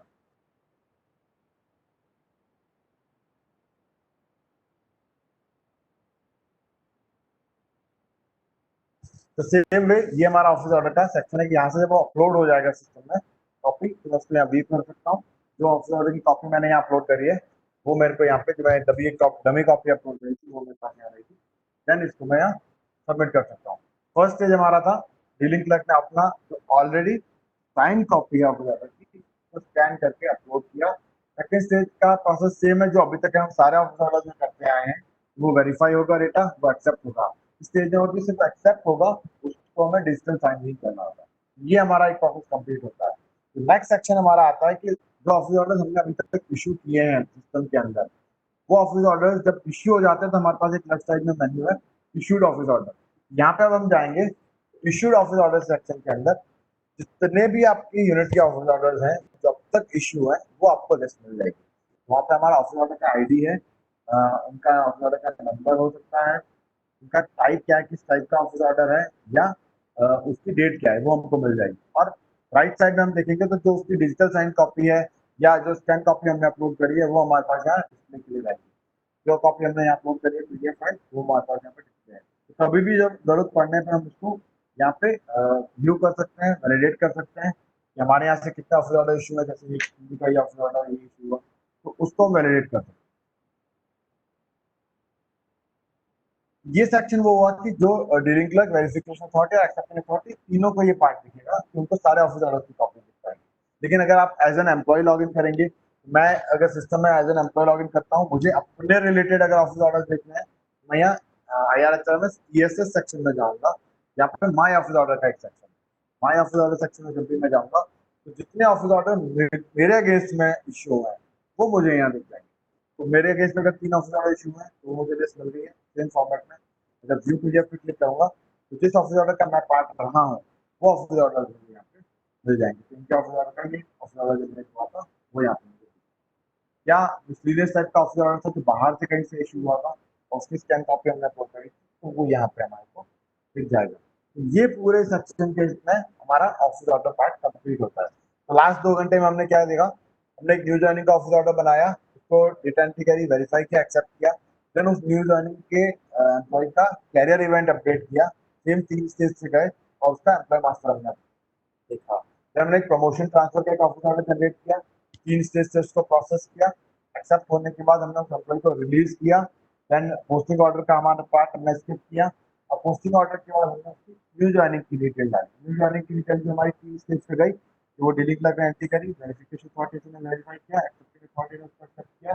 जैसे ही उसने एक्सेप्टिंग अथॉरिटी ने वो डेटा एक्सेप्ट किया, हमने उसका एम्प्लॉय मास्टर का करंट टैब अपडेट किया, CSR के अंदर प्रमोशन और ट्रांसफर का केस था तो प्रमोशन ट्रांसफर के टैब हमने अपडेट किया और सेम इन्फॉर्मेशन हमने आईपास को पास ऑन कर ली ताकि वो अपने सैलरी जनरेशन का पार्ट कर पाए।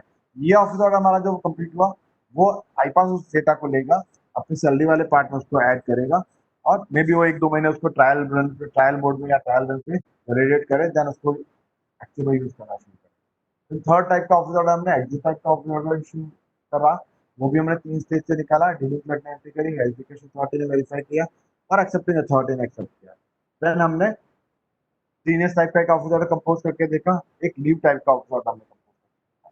तो इस पूरे प्रोसेस में जो इंपॉर्टेंट थिंग थी कि सीनियर्स ऑर्डर और लीव ऑर्डर जो है आपके वो सिर्फ ऑफिसर्स के लिए रहेंगे। देन बाकी सारे ऑफिस ऑर्डर्स में जब आप एम्प्लॉय को अटैच करेंगे तो उनका बेसिक टैब और उनका current information tab accepted state में होना चाहिए, अपडेटेड डेटा होना चाहिए। अगर उनका डेटा अपडेटेड नहीं है, गलत है, तो वो आपके ऑफिस ऑर्डर का पार्ट बन जाएगा, वो ऑफिस ऑर्डर के प्रीव्यू में जो प्रिंट में वो उसका पार्ट हो जाएगा। तो this is all from my side. ये हमारा यहाँ पे डेमो कैसे खत्म होता है। अब आपके कोई डाउट्स हैं, कोई क्वेरीज हैं, कोई क्वेश्चन है तो प्लीज आप उसको चैट बॉक्स में या क्वेश्चन एंड आंसर सेक्शन में डाल दीजिए ताकि हम उसका क्वेश्चन एंड आंसर को इस सेक्शन के बाद दे सकते हैं। तो अगले राउंड में भूपेंद्र सर हमारे साथ रहेंगे या अमित जी हमारे साथ रहेंगे तो आपके क्वेश्चन एंड आंसर का वो आंसर देते हैं। तो this is all from my side.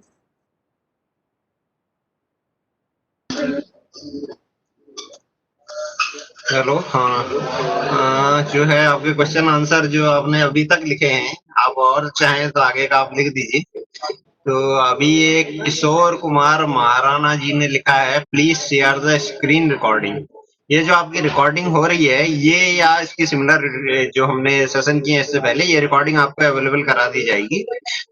It will be available on YouTube. We will share the link on HRMS groups and you can share it among yourself also after that. Good afternoon, sir. If station A doesn't accept exit recording of an employee in the meantime, that employee when joined in station B, Saranya, then can he be accepted as new joinee in station B? Kindly clarify. Thank you. Pradeep. हाँ sir बताइए। ये बोल रही हैं कि अगर station ए से exit reporting accept नहीं की तब तक वो दूसरे स्टेशन बी में ज्वाइन करा सकते हैं डिजाइन अभी हम करवाने के लिए अलाउ कर रहे हैं, अभी वो सेक्शन बी में जाके उसको अपडेट कर सकते हैं बट उसमें रिलीज की डिटेल नहीं आएंगी नीचे, वो बाद में कभी ऐड करेंगे तो उसे अटैच कर देंगे, वो एक्सेप्ट कर सकते हैं। तो चलो एक्सेप्ट कर सकते हैं। ठीक। रघु डजंट एक्सेप्ट का मतलब क्या, वो रिटर्न करेंगे? प्रदीप वो रिटर्न केस हो रहेगा, डजंट एक्सेप्ट नहीं, ये पूछ रही हैं भूपेंद्र जी कि अगर ए से एग्जिट को एक्सेप्ट नहीं किया तो स्टेशन बी में ज्वाइन कर सकता है नहीं, वो पूछ तो वो कर सकते हैं आप।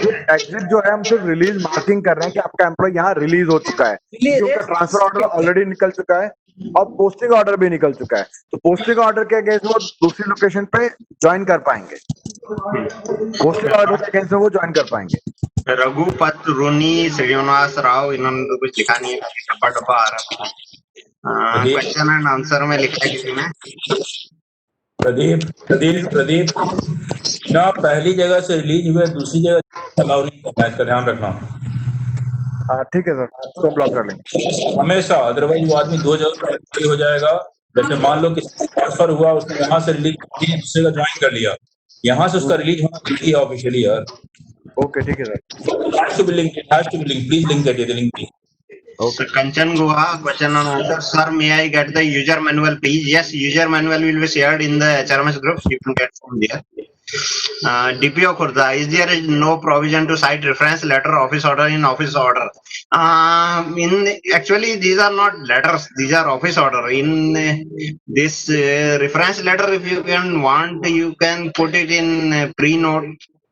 प्रदीप अभी तो नहीं है ना रेफरेंस लेटर का जगह? हमारे पास है रेफरेंस लेटर का, जो ई ऑफिस से अगर कोई लेटर आता है हमारे पास, उसका एक रेफरेंस का नंबर डालने का हमारे पास ऑप्शन है। उसमें तो कुछ भी डाल सकते हैं नंबर, कुछ भी वो डाल सकते हैं। वो प्रिंट ऑफिस ऑर्डर जब प्रिंट होगा तो उसमें भी वो सेक्शन मेंशन होगा। It will be shown DPO Khurda. It is available. Prasanjit Roy, your voice is breaking. Sir, please say regarding leave office order. Leave office order DAS 49254. Actually, this is only for gazetted employees. It is not for non-gazetted, and it is being used in some railways as we have learned. So those people can use it. Others can also use if they want for gazetted people. Recording of Dibakara Sahu, recording of this meeting may be available. Yes, the recording will be provided to you of this session or of similar sessions which we have done for other railways. That recording will be available to you. It will be provided on YouTube, and link will be shared on HRMS groups. Anyone else?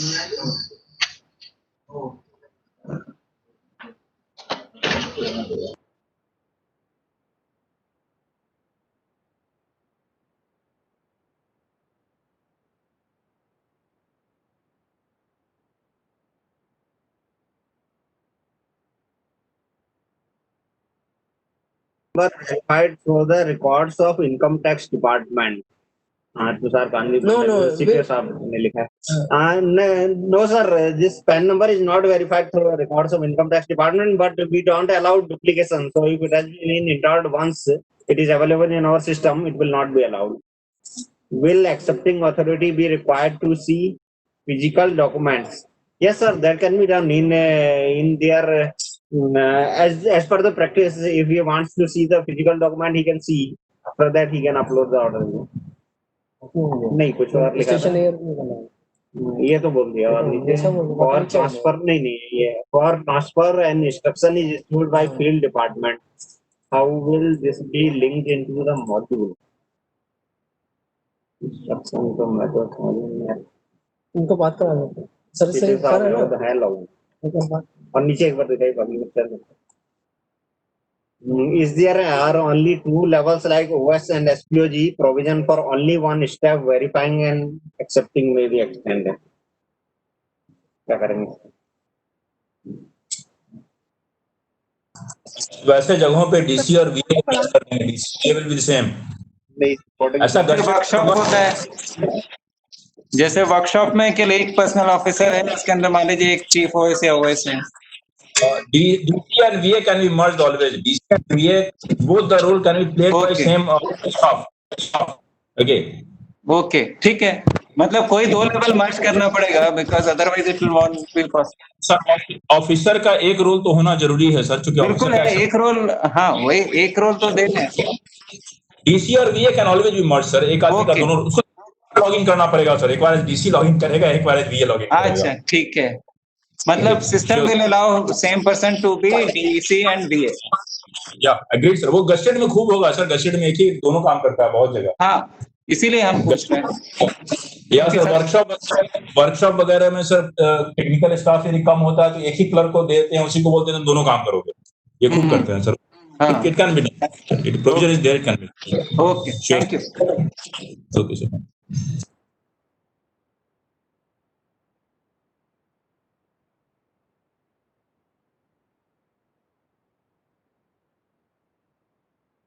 So, Amit, are we through? हाँ, एक और sir ये दिवाकरा साहू इन्होंने पूछा user manual में also be available, yes it will be provided. ठीक है, और तो नहीं है मेरे पास में question. So, there is no further query. We would like to close the session. यदि अनुमति एक बार मिल जाए sir. Prabhat sir, anything else? No, Or can we thank take- you. Sir, thanks a lot, sir. This particular module will be available from 1st of next month to all over Indian Railways. अभी ये park location पे चल रहा है और वहां से जो इशू आएगा उसको अगले 15 दिनों तक हम लोग हैंडल करेंगे and hopefully from 1st of next month it will be available all over Indian Railway. That's what we have All the planned, best. All the best. sir. Thank you, sir. Thank you, sir. Thanks a lot. We'll take a break now. Okay. Thank you, thanks everyone. Thank you sir. Ji